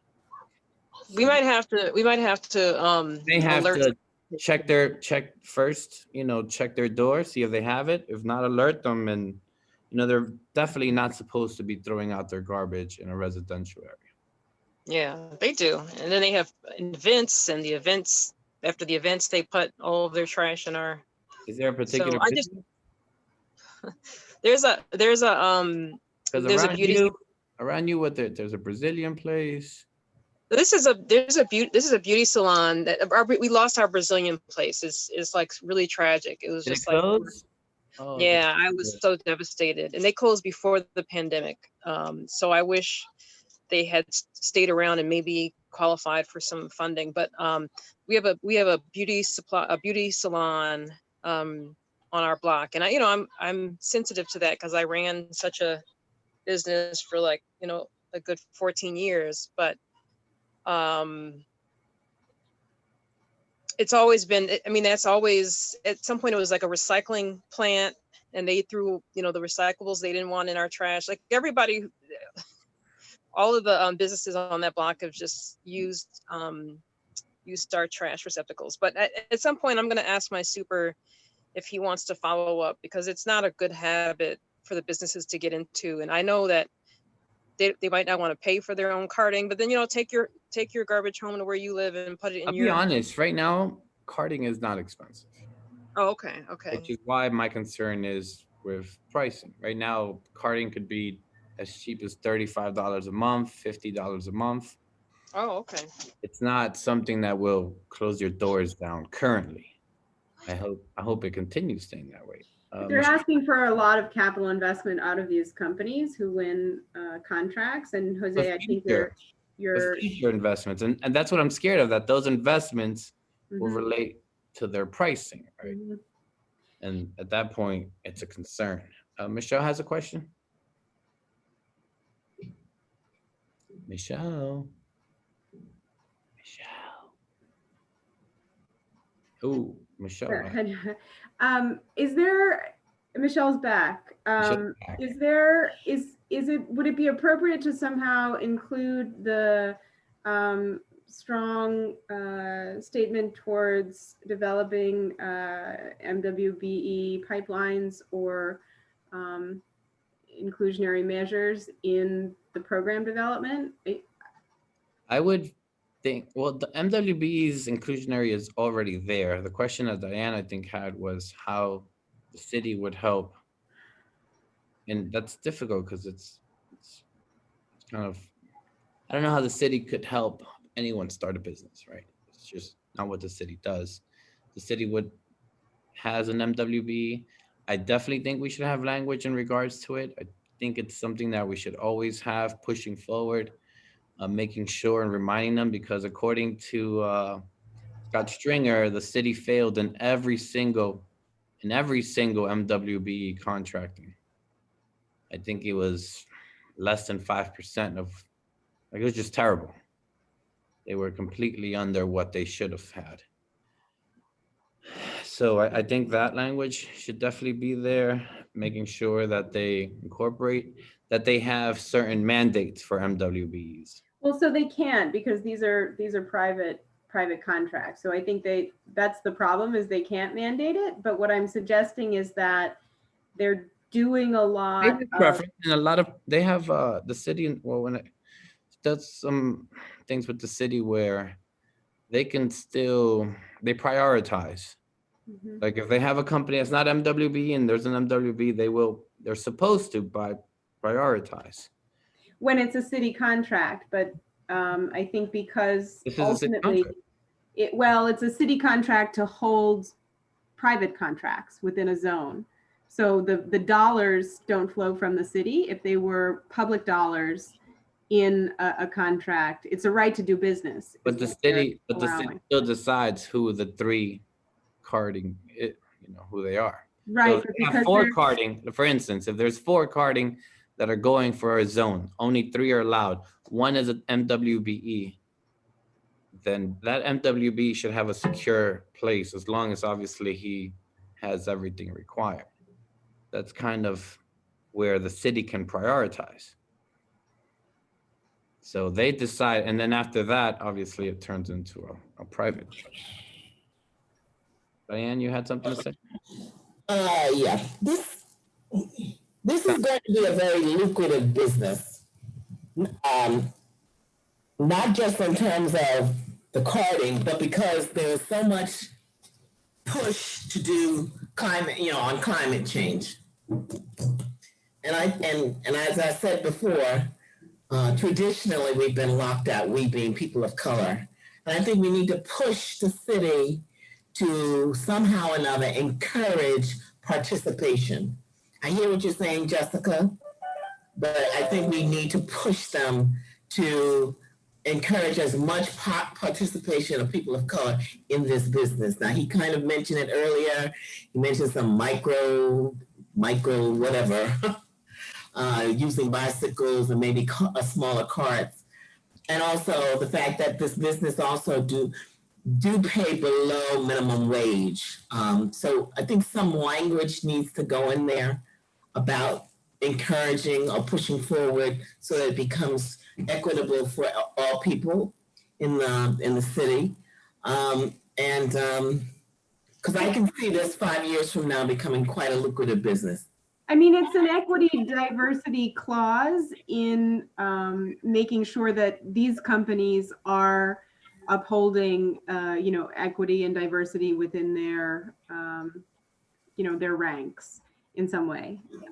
That would be something to look favorably on in securing a contract. So, Diane, I agree. And I think equity and diversity in a field that is moving towards a sustainable agenda is it's a future-oriented type of sustainable development, and every point possible to mention equity and diversity should be taken. So I absolutely agree that that's something that we should identify as important to state and make sure that we get behind.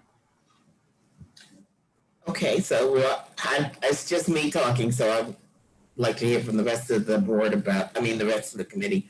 The other thing, to your point, Jose, you're absolutely right about the small businesses.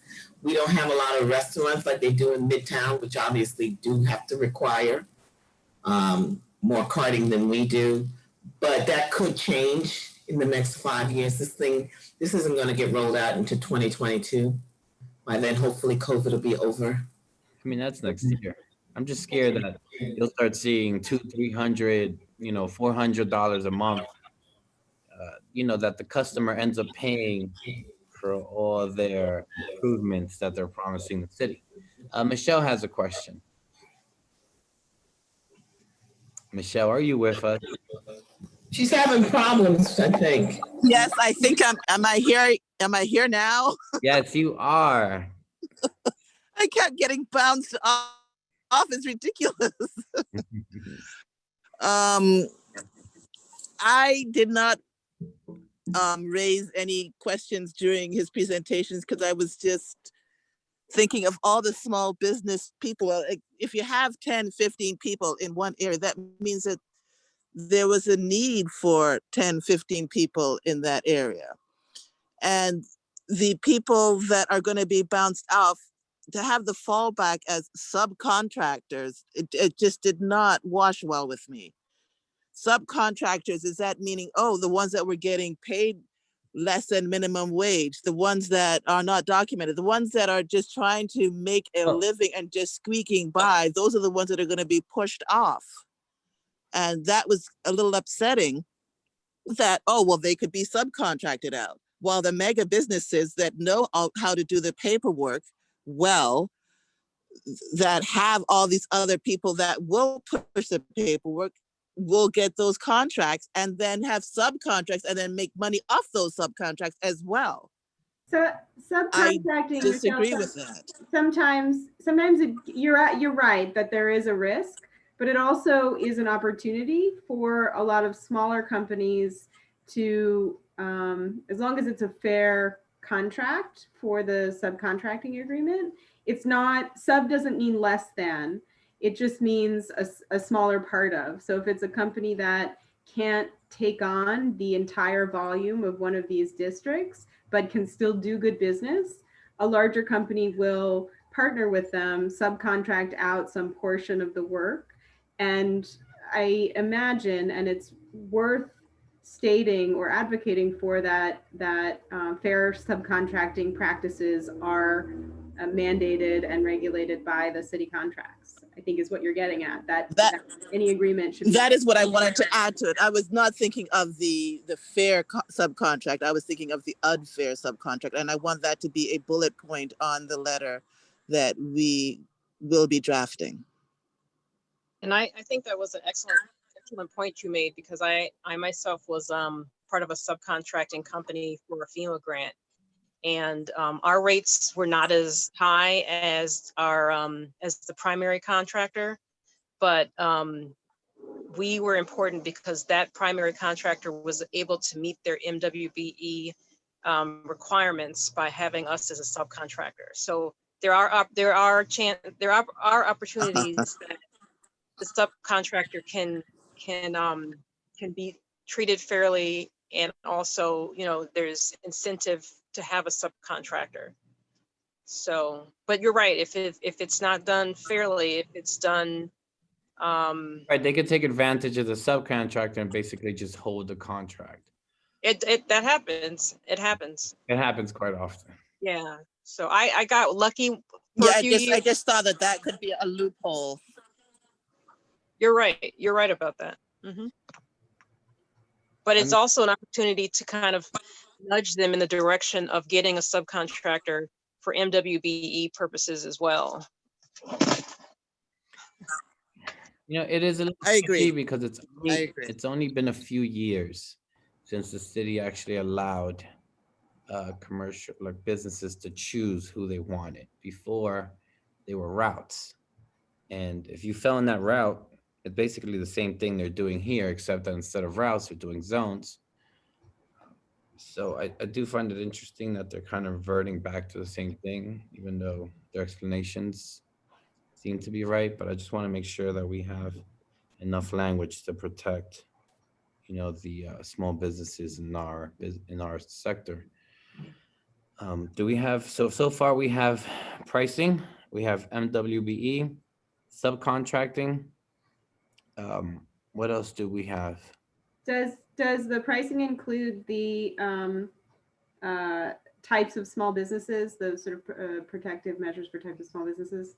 Yeah, because pricing would, yeah, it kind of go hand in hand. What does the rest of the committee think? Any other observations? Anything else? We still have a few days.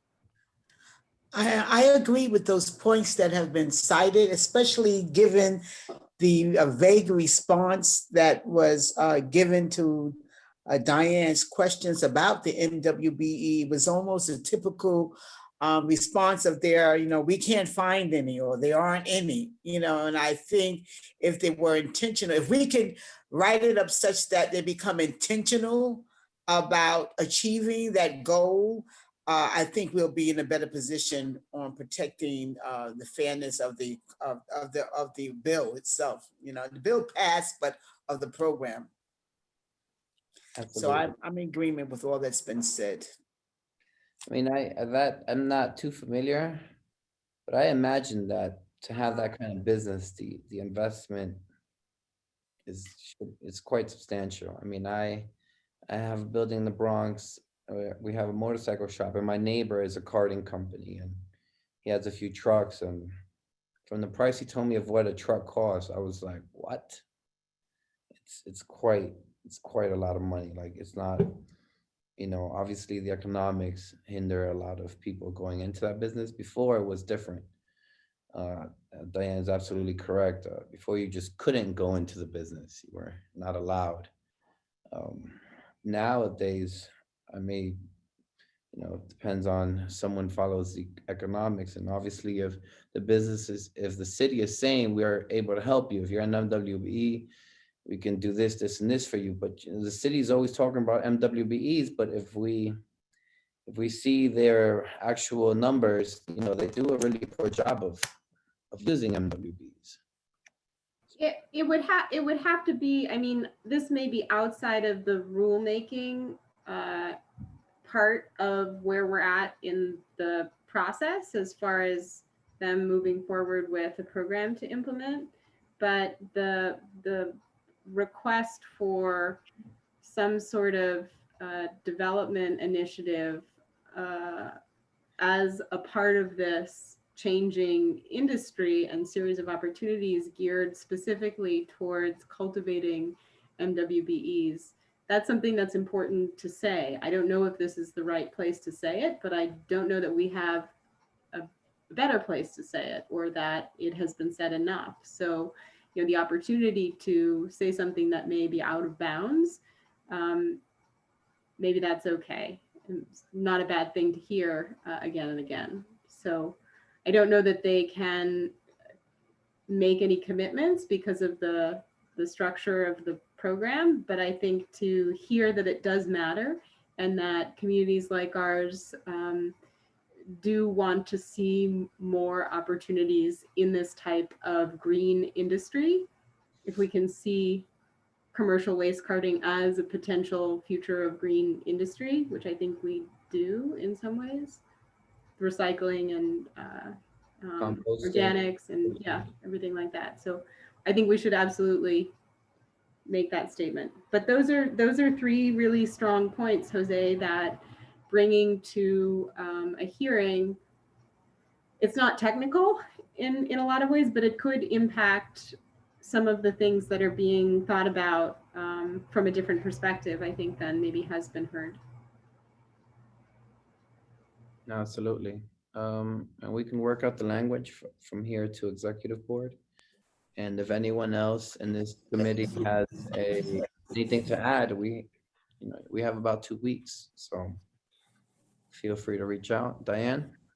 So I just want to follow up with what Dawn was talking about, small businesses putting their garbage in residence. And that happens a lot because I think they, and keep me honest on this one, Jose, generally they can't afford to pay for a carting service. But no, like I was saying before, carting is pretty cheap now. Like I actually have 2 companies because I feel like they skip a week each one. And I was interesting that DSNY said they're gonna keep up with their service. So I pay like $35 to $50 for I pay 35 for one and 50 for the other. So the amount of money is not ridiculous currently. Right. Now, if you have a lot of garbage, that's a different story. Yeah, I'm just thinking about, particularly on our major corridors where they don't necessarily put it in residence, but they put it on the corner. Yeah, I hear that a lot. So how could we phrase that the pricing be competitive to reduce that type of illegal dumping, I guess is the word I'd say. But that's why our number one is pricing, and hopefully they can develop a tier system where there's a business that does not have a lot of garbage. There's they're doing maximums. I would like them to see I don't know if they'll do a minimum, but. Right. So I agree with you guys on that because the main thing is to minimize illegal dumping, which we see a lot of, particularly on the corridors, because they can't, even though you're right that the pricing is cheaper, people are still lazy. They'd rather just dump it on the corner and get away with it, blah, blah, blah, blah. Allegedly. Okay, allegedly. I mean, look, if you see that, I mean, it's a matter I know, the reality is you're supposed to report it, but a lot of people don't. Yeah. So, but the pricing is very important. It has to be competitive. The other thing that happens on First Avenue is, and this is kind of sad, but people lose their storage units for whatever reason, and then the corner garbage is filled up with Manhattan mini storage, garbage as well. Which I don't know if that falls back on them as a business, that people are dumping the mini storage garbage. Well, that's a personal item, so. Personal item. Oh yeah, that's true. That's true. Garbage. Yeah. But they say no household items. I don't know if they. Yeah, I see what you're saying. You can put anything in there. It contributes to the corners being, overflowing as well, which I'm not as concerned about because there's not as many rats as I've seen, but. That is a commercial business that lends itself to a lot of dumping of whatever was in the unit. And you're supposed to pay Manhattan Mini Storage like $25 to get rid of your waste, or you're supposed to take it with you. And people just leave it usually on the corners, First Avenue. But I don't think anybody's complaining about that, so I'm not going to push that.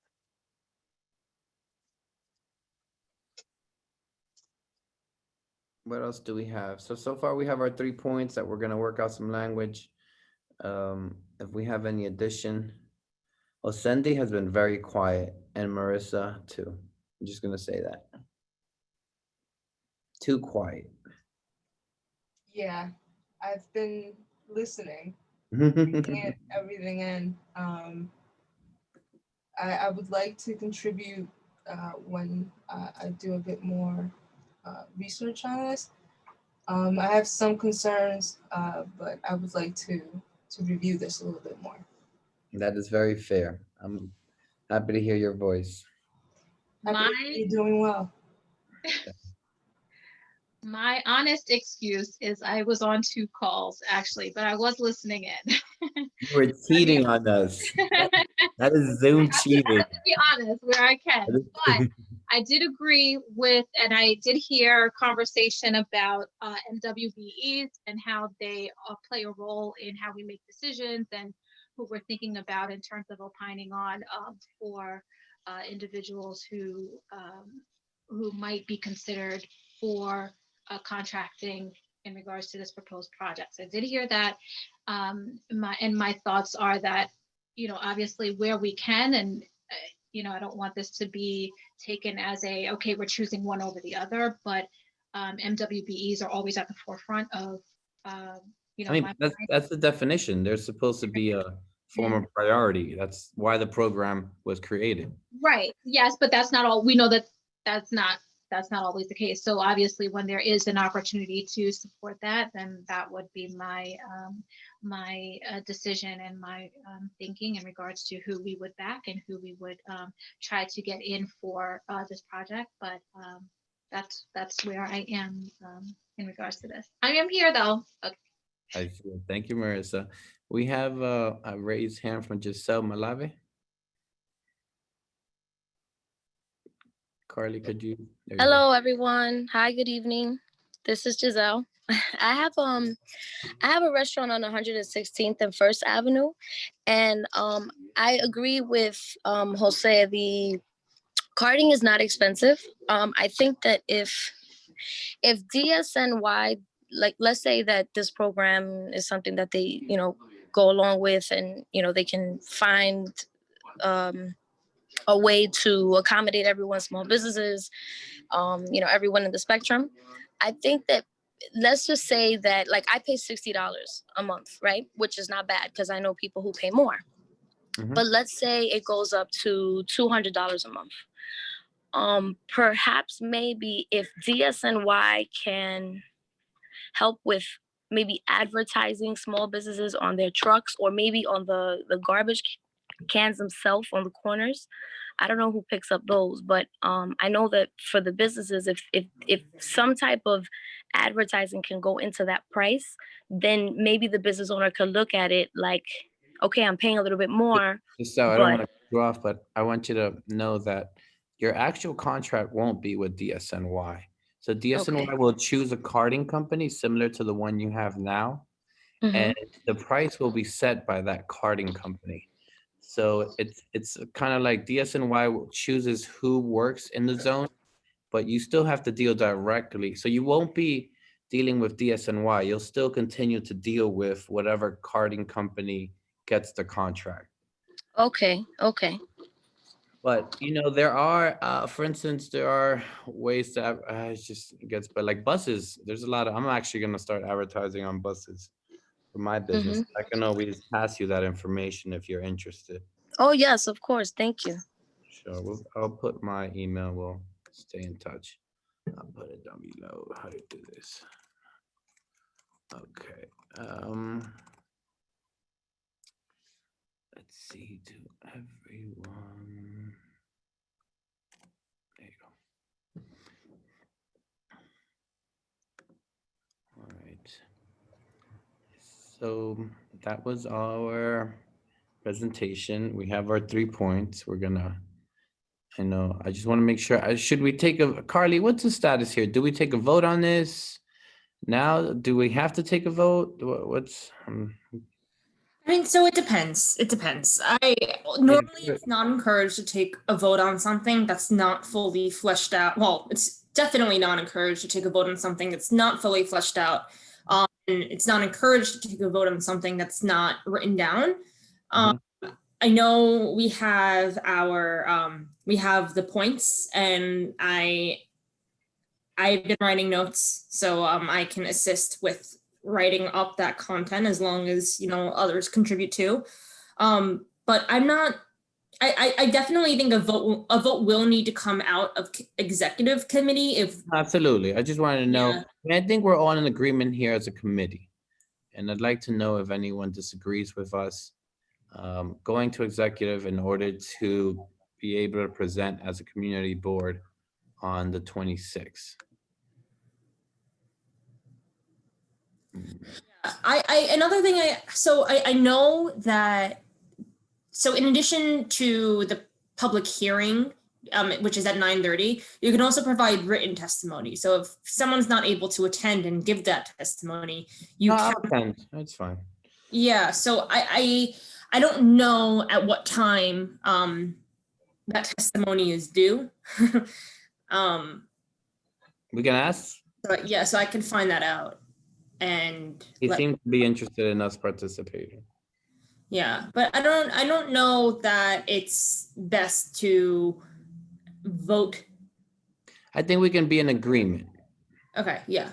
I think we're all in agreement here as a committee that this is something worthwhile doing. And we will flush it out together, present it at executive, and then present it to 26, the morning of full board. Sounds good? Sounds good, Jose. Sounds good. Sounds good. I had to hide in this room from my daughters. I'd also like to thank all of you for being here. If you haven't noticed, I'm surrounded by ladies. I think I'm the only man in this committee. I'm happy. In our, When you got the 2-3 and the 2-5 here, then you're no, but in our committee. You're right. The committee itself. You're right. Carlos Diaz is in it, but Okay. Carlos Diaz is retired already. That's my buddy. It's my Puerto Rican buddy. There was a few years where we kept bumping into each other in Puerto Rico. All right, so what else do we have? We have committee review, right? Accomplishments and goals. Here we go. yeah, so I can give an intro to this, Jose. So normally each year's committees, they do review their committee accomplishments and goals. This time we're doing so every committee is assigned to discuss this month because the staff will be creating a report, like a CB11 report for 2020. So for each committee, Angel is requesting 3 accomplishments and 3 goals. So 3 accomplishments for 2020 and 3 goals for 2021. So yeah, so here I listed out the actions that were taken by the committee, or some other accomplishments, like number 3. There was no action taken on it this year, but it was a result of an action taken in a previous year. And then on the next slide, I have accomplishments from the full board that are related to public safety and transportation, and then we can discuss goals. So yeah, so this year you made changes to the street co-naming process. You also passed a number of them. I have a star next to DeQuai Jones Way and Giuseppina Josie Santo Way because right now they're at a standstill because the council didn't think that they met, they need to be further convinced. They haven't been denied, but they haven't been approved either. The other 2, Ann Petrie Place and Terrence Cardinal Cook Way. I know that the council held a vote at the end of December, and I realized when I was creating this list that I'm actually not sure what happened with that, but I'm sure that it went through. Yeah, and then number 3, Jose reminded me that this happened. but the RFK Triborough Bridge connector ramp to Harlem River Drive North has been completed, which is great news. So yeah. Gonna make a lot of people not use our local streets to get back on the highway. I thought you were going to say inhalers. Oh, yeah. Well, that's an upstream effect, but yes. Yeah. I now have an inhaler, so I know what it's like. All right, what else? What's the next screen? So then the full board took these actions in 2020. So in, I believe it was February and March, it's Officer Gibbons talked about bail reform and asking us to advocate with them and assist them. However, it is actually formally the position of the community board that Governor Cuomo not take action until there has been sufficient time to actually, see what the impacts are. So that was one letter that was issued by the full board. We also issued a letter in support for the repeal of FDA in June in response to the murder of George Floyd and the protests that, were occurring all over the city. That was one of the demands. And then lastly, the budget committee and then the full board committee voted on a letter in support of reducing and redirecting the NYPD budget in fiscal year 2021 to other agencies. So those are related accomplishments that did not come directly out of this committee, but are related to the scope of our work. And I was looking specifically at actions taken, but if anyone else has anything they want to add that we like, or anything that they think we should consider as a goal for 2020, feel free to raise your hand and let me know.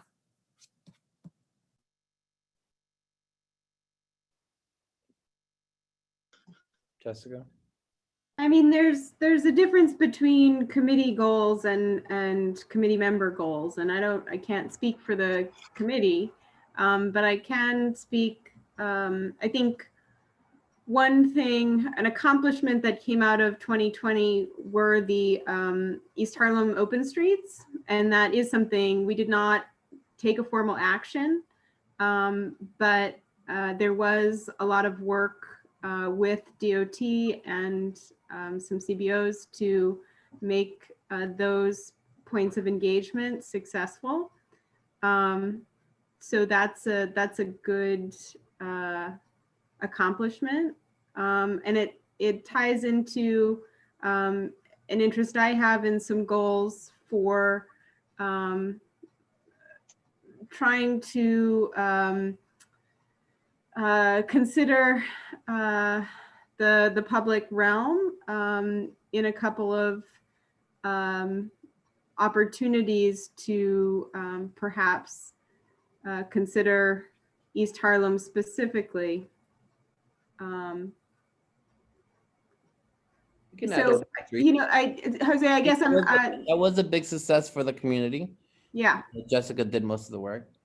I worked with some other folks who did some good work. I definitely did ask the question, are open streets something East Harlem would like to see, back in April? And we got no resistance, and then we made them happen. And I think the borough president took great pleasure in seeing those good types of things happen here that were very different than in other neighborhoods. So it helped solidify the kind of cultural identity of what happens in our district. And I think that's important to do and to recognize and to continue to do. So if we did it once in a pandemic, it can be something that we do more of as far as supporting the public realm and recognizing that that's the place where our community can thrive in a big way. So I want to carry that momentum forward into 2021, if we can. So can we go back? Could you go back one, Carly? Okay, so I guess we can add. Oh, we can add it here, right? I don't know what we'll do.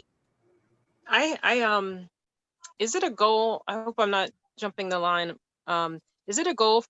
Would it be a proper goal for us to make a certain agency like DOT to try to increase accountability by an agency? I'm not sure it's a goal, but it should always be, it should be like, I don't think it's the kind of goal that Angel's looking for, but it should be a goal of our committee. Absolutely.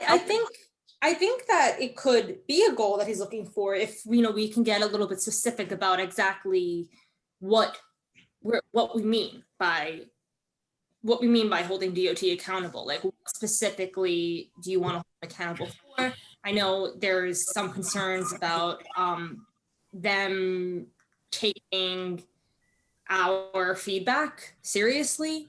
So including us more in the decision-making process. I think that it's worth fleshing it out a little bit more. I mean, for instance, this year we were against the and we weren't completely against it, but what we wanted were certain changes in the bike lanes that connect Central Park to Marcus Garvey. And typically we have extended conversations in this, but they simply just went ahead and went forward with the project. And we called them out on it at a meeting, and they apologized and blah blah blah. But which is why I don't know how we would word it. I'm curious myself. Well, Jose, it might play into and relate to the DOT's master plan mandate. If they're going to do things, whether we like it or not, we better tell them what we would like to have happen.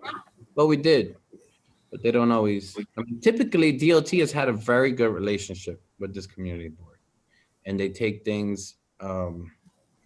We've even gone as far as to go into detail every time they do changes on the street and making sure that we can minimize how much of the street they take and how much parking we can conserve. And now you see that parking is used not just by vehicles, but also by restaurants. So obviously that was important. But it's just, I feel like it's one of those agencies you got to keep your eye on all the time. Yeah. You got to keep, they come up with some crazy ideas sometimes. One time they came to our committee and they wanted to, on 125th Street, not allow a left turn onto 3rd Avenue. And their solution was for the cars on 3rd Avenue to go to 2nd Avenue, go down, go around, go up onto 3rd, and then they could go to the Harlem River Drive North. And we were like, we're trying to, not have as much congestion. So you're now saying instead of just making a simple left onto a street that's typically empty, because 3rd Avenue past 125th Street is typically pretty clean in traffic. Yeah. But they wanted them to go to 2nd Avenue, which is that from 2nd to 3rd, 125th Street is just always packed. And then go down either to 123rd and go around. And we were like, what? And they were like, well, yeah, later on they agreed that it was not the smartest of projects, but sometimes they have young kids that freshly graduated and they think it's a good idea. And that's why we're here, to make sure that they don't. They also have a robust, roster of transportation planners. I think working together, the fact that Lyle isn't here, that we don't really have ears, and that it's not necessarily a proactive relationship where it could be, and maybe it should be. And that might be part of the goal. I like the way you phrased that, building a more proactive relationship with DOT. That could be like that. Marissa's got her hand, huh? Go, Marissa. Thank you. What I was going to say is that, Lyle used to be at all of our meetings, at like every single meeting. So I don't know, what the status is there, but if our goal for 2021 could be, and again, it needs to be something that's like tangible, something that's measurable, and not just, oh, we want to do this, but if we can say, to have representation the same way that we have 2.5 and 2.3 at every meeting, like to have representation from DOT at every meeting, and that's did we meet that goal? I don't feel like that's anything that's unreasonable, and I'm not sure. We may have to call his Lyle boss. was in good graces. I don't know. Huh? We may have to call his boss and get his ear pulled. Oh, yeah. I mean, I feel like we had good rapport with him and he was at, always at our meetings, and, gave reports, what have you. But if we're looking at goals, then we say that we have that representation at, every meeting in some form, or find out, if Lyle is no longer in the position to do that, who can, but have some sort of reporting. And that's something that you can measure and something that you can say, okay, did we meet that? Or was someone here for the majority of the time, or what have you? Because I think just to say, oh, to build better relations is like, Didn't we also have like somebody higher up came to a few meetings, but she didn't have any answers? Jennifer. Uh-huh. She's not higher up. Oh, Well, okay. she's higher than Lyle, but she's not like a commissioner or anything. So We had the commissioners come before. I had an interesting exchange with it was a panel discussion with DOT talking about their street design manual. It's a publicly available document, and DOT welcomes our input. We know, and this is something I talked to Carly about, Don, your radius, what happens on each area of your radius. I know what happens here. Marissa, what happens where you are. It's the type of hyper local knowledge that all of our committee members have, and all of our board members, all of our community members have, is so valuable to better understanding where we can advocate for improvements. And unless, DOT has data, they have scores of data, but, like Jose said, sometimes they come up with something that seems whack to us, that to help them understand where they can improve, that would have big impact on a lot of people in our district. I think that's a type of outreach and engagement that we can do, that I would like to help us do as a point of outreach in support of the things we ask for in the statement of district needs. I mean, I think it's as simple as a bulb outs on at certain intersections, but I don't know about that unless somebody says, person X, Y, and Z, has trouble crossing the street here because it takes too long, or there are old people who live here and we need to accommodate their ability to move at a different pace, or what have you. I think we gotta, I really want to open the ears and get that hyper local knowledge so that we can figure out where the hot spots are, like around 117th and Pleasant, those sorts of trouble spots, so that we can say, hey, DOT, take a look at this, and how can we make it safer? How can we make it better? What can you do? Unless we do that, it's not a priority for them. But if we say it matters, they'll take it's 118 in Pleasant, because they didn't have the signal light, but they put it. But no, what you're saying is absolutely right. But I wanted to go back to our original, funny enough, goal. DOT should definitely be one of our goals. But how do, I think Jessica had some good language. And then we can add to that to kind of not just engagement with them, but well, definitely DOT has to be a goal because that's our biggest agency. One thing that's come up, and this is less my goal and more, Don, I'm gonna toss you the football here, but if resident parking permits is something that East Harlem should consider, we've got to figure out how to kind of begin to better understand that. And I don't know, but I know other neighborhoods have advocated for that type of thing, and I know that it probably takes years to implement. So the pilot program in the Heights, I'm not sure how I could find out. If we can make a little progress on that whole thing to better understand it, and begin to better understand if it's something that would support East Harlem residents. I think that would be a great goal to take some steps forward on. Yeah, I can find out. I know Iganis, and that's his district where they did that pilot. Udonis, yeah, he's a chair of the transportation committee too, right? I would really appreciate that, because right now with all of the with so much parking being taken away and then having to have so much more parking that you have to actually pay for, it's just really pushing out the people that have vehicles to Well, that's what parking the lots city, that you can't afford. that's kind of what the city's doing, though.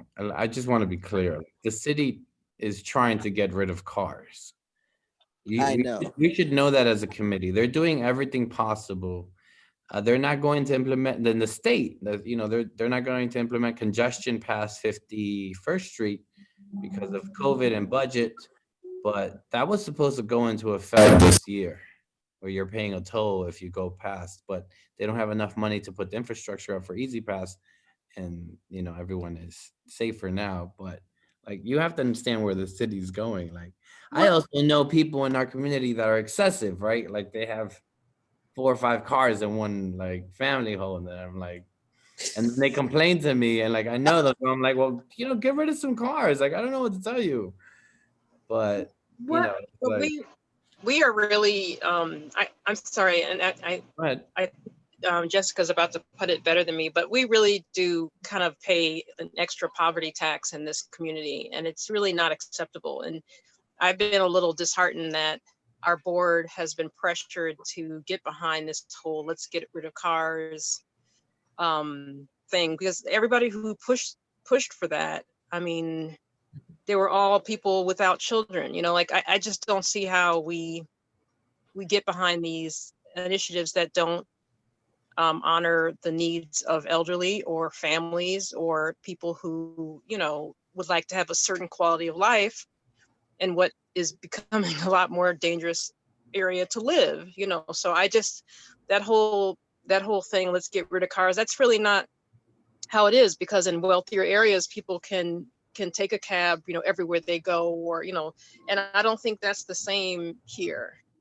So I don't think it's fair that we have sort of like, I probably paid $40 in the last month parking at meters because I couldn't find a spot, and I'm not complaining because I really want the restaurants to get the money. But on the other hand, the meter costs are going up, and we have tons of trucks from New Jersey and other places just parked endlessly. There's a boat on 114th Street. Somebody parked a boat there. It's a free-for-all for anybody who doesn't live here. Apparently there's like 2 tow companies. The guy's like a tow company, and he tows cars and he puts them on the street, and it's a free-for-all for everybody who doesn't live here. So I really do think we need to take a closer look at when people are like, oh, let's get rid of cars, and who are those people and what are their concerns? How do they live? Do they have houses with attached garage?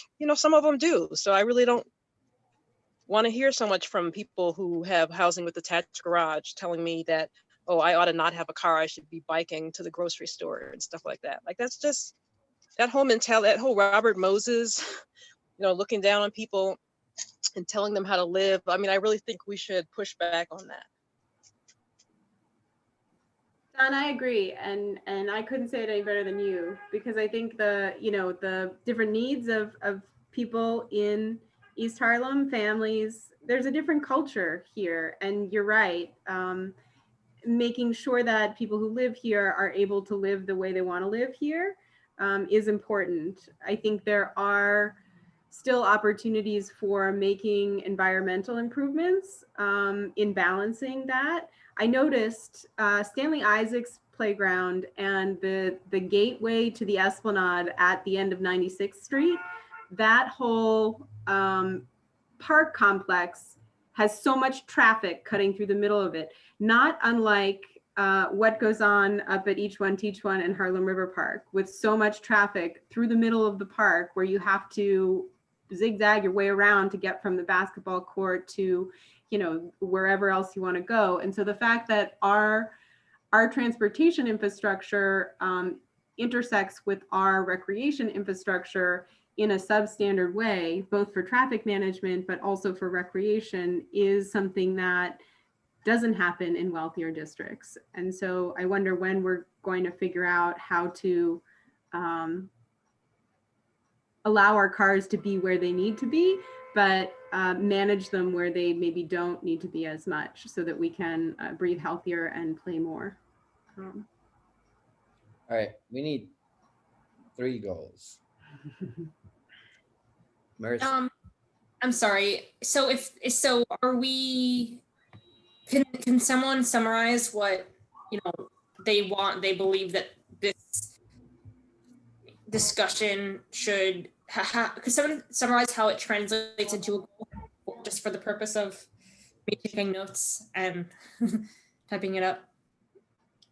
And engaging DOT at our meetings with the intention of addressing hyperlocal street safety challenges. Second, I would say, and I'm not sure what the right verb is, but to make some progress on better understanding the potential for resident parking permits in East Harlem. And I don't know what the third one is. Well, we have 2 forums that we can use as goals, right? We have the Know Your Rights and the, I don't know if we've named it, Jessica, but the forum that you wanted to work on, which was the NYPD separating the, what was it, mental health? I forget now, I'm sorry, my brain's not. I called it Advancing Justice in East Harlem, with a session on Know Your Rights, a session on restorative justice on our streets, and a session on the more sticky conversation of what the relationship of those 2 things are with our agency partners. Basically like the NYPD and the, or who is really in charge of dealing with mental health. That's a separate thing, that the vulnerable populations in public safety, that's something that I think I reached out to Michelle and followed up with Michelle, but have not followed up yet with Jennifer Meyer from the Health and Human Services Committee, who's spearheading that out of Health and Human Services. So I think it's still really not clear what the public safety goals would be in that initiative. And but a number of forums would be some goals. Yeah. Yeah, I think definitely that should be one. The second one, honestly, the parking permits, considering we don't know how it works, I'm not sure if to go or not. It depends. I mean, I don't think. I think we should add it though, even though we might not know how to really flesh it out at this point. I think we should still put it as a probable goal. I agree, because I think What we can do, what was the language? What was the language you used? I'm sorry. A probable goal. No, I know that. No, what was the actual language? Maybe something like conserving parking for residents. And that way we are not just stuck with basically the pilot program, which I don't even know. But a goal. If we put language that we're pursuing parking permits for residents, then that's, because we've been telling them we want to conserve, and they're like, no, we don't want, we're not going to conserve. We don't care what you say. And I know the borough president's office actually has a transportation person. And I think Angel said at some point that person might be willing to help us figure out, what other community boards are doing and how we can, move forward. It would be interesting to see how many parking spots are taken by people driving in, parking in our neighborhood, and then going to work, coming back, and they drive home. All right, I mean, I'm more forward. So I think, a goal, I know Carly's goals for Carly's achievements for 2020 were very much about actions that the committee took. But I think where this is kind of a longstanding inquiry, and it's a situation that's not going to get better. I don't know that we can achieve a sort of a resident parking permit program in East Harlem by the end of Achieve it. 2021, or if that's the goal. But I think we can, as a committee, learn more about how that might happen as a potential. I'm all for it. I would like to add that I remember that the 2-3 was talking about how would they go forward. They wanted an understanding how to be able to police during this time. And I know that we have that 1,000-page thing on aiding individuals that are having mental challenges. However, the police department also wants a guideline on how to go forward, not just with people that are having challenges, but as a whole. And I think that that would be a good way for us to understand and put something together that would aid them, or to even to look to find out how other people are going about it. Michelle, I agree. I think the series of discussions, know your rights, restorative justice, and then that third one would very much draw from some of those conversations, hopefully safe conversations where people feel, community members, representatives of different organizations feel comfortable speaking freely with one another about those very issues, so that when we get to that third one, it can be a proactive and productive dialogue to answer that very question. And I think it was really powerful to hear, from the horse's mouth, essentially, what should we do? How should we do this? That's a great place to be in for not just negotiating, but really building an understanding going forward. If East Harlem can be a model for those types of things, then that's not a bad way forward. So I would agree. And I think the vulnerable populations, absolutely, working together with the Human Services Committee to advance the dialogue on that front would be something. And Osandi, I'm glad to see you here. I know we haven't connected yet, but along with Michelle, maybe we can reach out to Jennifer Meyer and see about better understanding what their approach is and how that might dovetail with public safety concerns. Absolutely. Actually, I didn't get a chance to speak while the 23rd precinct, when they made this request. Well, I do think it's great that they're putting it on our laps, basically, to kind of come up with a structure. They were given a structure in how to handle people with mental health issues. And they have had about, 4 or 5 months to get back to us. And I spent a good 2 months asking them about it. And they told me, oh, it's a 450-page document. We haven't read it.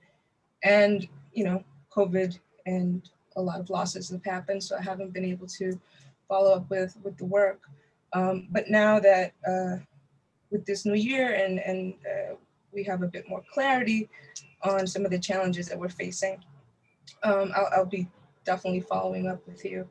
One of my biggest concerns with our vulnerable population, specifically along 125th Street, is the lack of access to the services. So, organizations like CUCS, even our hospital services aren't actually available to them. And when I heard the 23rd precinct kind of breaking down that, we're having an increase of burglaries and petty crimes, this was something that, again, I brought up about 4 months ago. And I told them, hey, you're going to see an increase of these things happening because people are getting desperate. So we need to address, yes, we're going to hopefully inspire our precincts to really read the outlines that have been given to them and actually work with the research that we'll be doing with the organizations and our hospital services. But I don't want us to simply just break it down for them and then just like, here, do this. And have them just kind of see like, okay, this is exactly what we're going to do. And then if it doesn't work, that could be their out. I would like for our precincts to be involved in this process and actually hold them accountable into, making sure that they're actually following the guidelines that they've already been provided. So yeah, I'll be following up with you this week about a few other contacts and resources that I've been able to gather. And we'll continue to talk about it a bit more. Sounds good, Cindy. Glad to have you back. Thank you, Jessica. Great to see you. Carly, so I think we've fleshed out our 3 goals so far, according to what the committee has stated. Our first one was DOT, second one, parking permits, and our third one are upcoming forums. Okay, great. I'm gonna send out a follow-up email to you and the committee at some point later this week, outlining the accomplishments and goals that we discussed. And once we reach an agreement, like just let me know if the language I use is like if it accurately represents what was discussed here. And if not, I can modify it. But yeah, I will be sending that over. So just look out for that. Thank you, everybody. Thanks, Carly. If I did want to talk to the committee about, if we're not getting a good response to emails, would the committee be up for having like a group chat? Because, I mean, as we can see, even though we have a vaccine, most likely we're going to be meeting virtually for some time. So just keep it in mind in some form or way if if we notice that, emails aren't getting responses and, we want your participation, we may, maybe form a group chat or have a more frequent Zoom meeting, just quick meeting to discuss something. I mean, it's up to the committee. I just really want to get the work done, and meeting once a month and just speaking once a month may not be enough to get this work done promptly. Jessica brought up some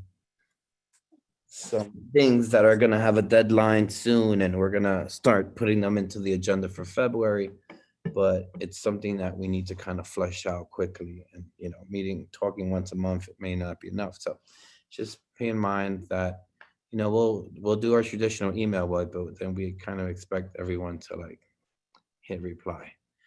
Jose, are there any maybe this is a Carly question, are there any limitations on that? I know when we recess for summer, we can talk about work all the time. Okay. Well, Not.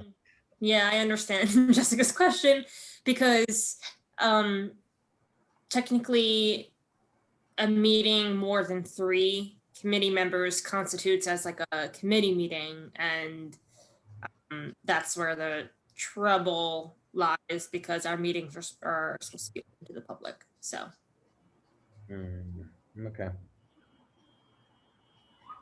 So we'll just have to divide and conquer a lot and make sure that Is it we're all or is it together 3? separately. Good. Not to bring up, what we shouldn't do, because we like to break rules. See, you asked the question. If we had just continued, I always go forward. Listen, I think there's a lot that this committee It's better to apologize than to ask for permission. Right. I think there's a lot that this committee can do, and to be ambitious means you have to know what the rules are so you can play by them, but stretch the limits of what you need to do to make it happen. Sounds good. All right, so we're going forward now. What else? Do we have anything else? No, we're gonna skip this. Old business. We'll be fine without old business. Any announcements? Full board, yay. Do we have any announcements? I have an announcement, Go ahead. actually, and I'm happy to share it with committee members, but I sit on the Transportation Infrastructure Committee with the AIA New York, and we're hosting a panel discussion about transportation art. People who have done a lot of public art and related. Graffiti? What's that? Graffiti? I love graffiti. No, actually not graffiti, but my neighbor does some graffiti. But I think, one thing that happens when neighborhoods come into their own and start to see investment, there are opportunities for a big sort of investment in local culture through the arts. So it's going to be a great conversation looking at the value of identity through public art related to transportation infrastructure. So I'll share an invitation if anybody wants to attend. It will be a provocative discussion, but I think East Harlem on the horizon, you can never prepare too soon for what may be possible around our neighborhood. So I'll send you all a link. Thank you. That's incredible. Thank you. Anyone else have an announcement? No? All right, ladies. Thank you for being here. Thank you for keeping company. Appreciate you all. Have a good night. And we're gonna adjourn now. Get rest. Feel Good better. night. Good to see you all. Happy New Year. Thanks. Happy New Year. Good night. Good night. Okay, here we go. Get better, Jose. Get better.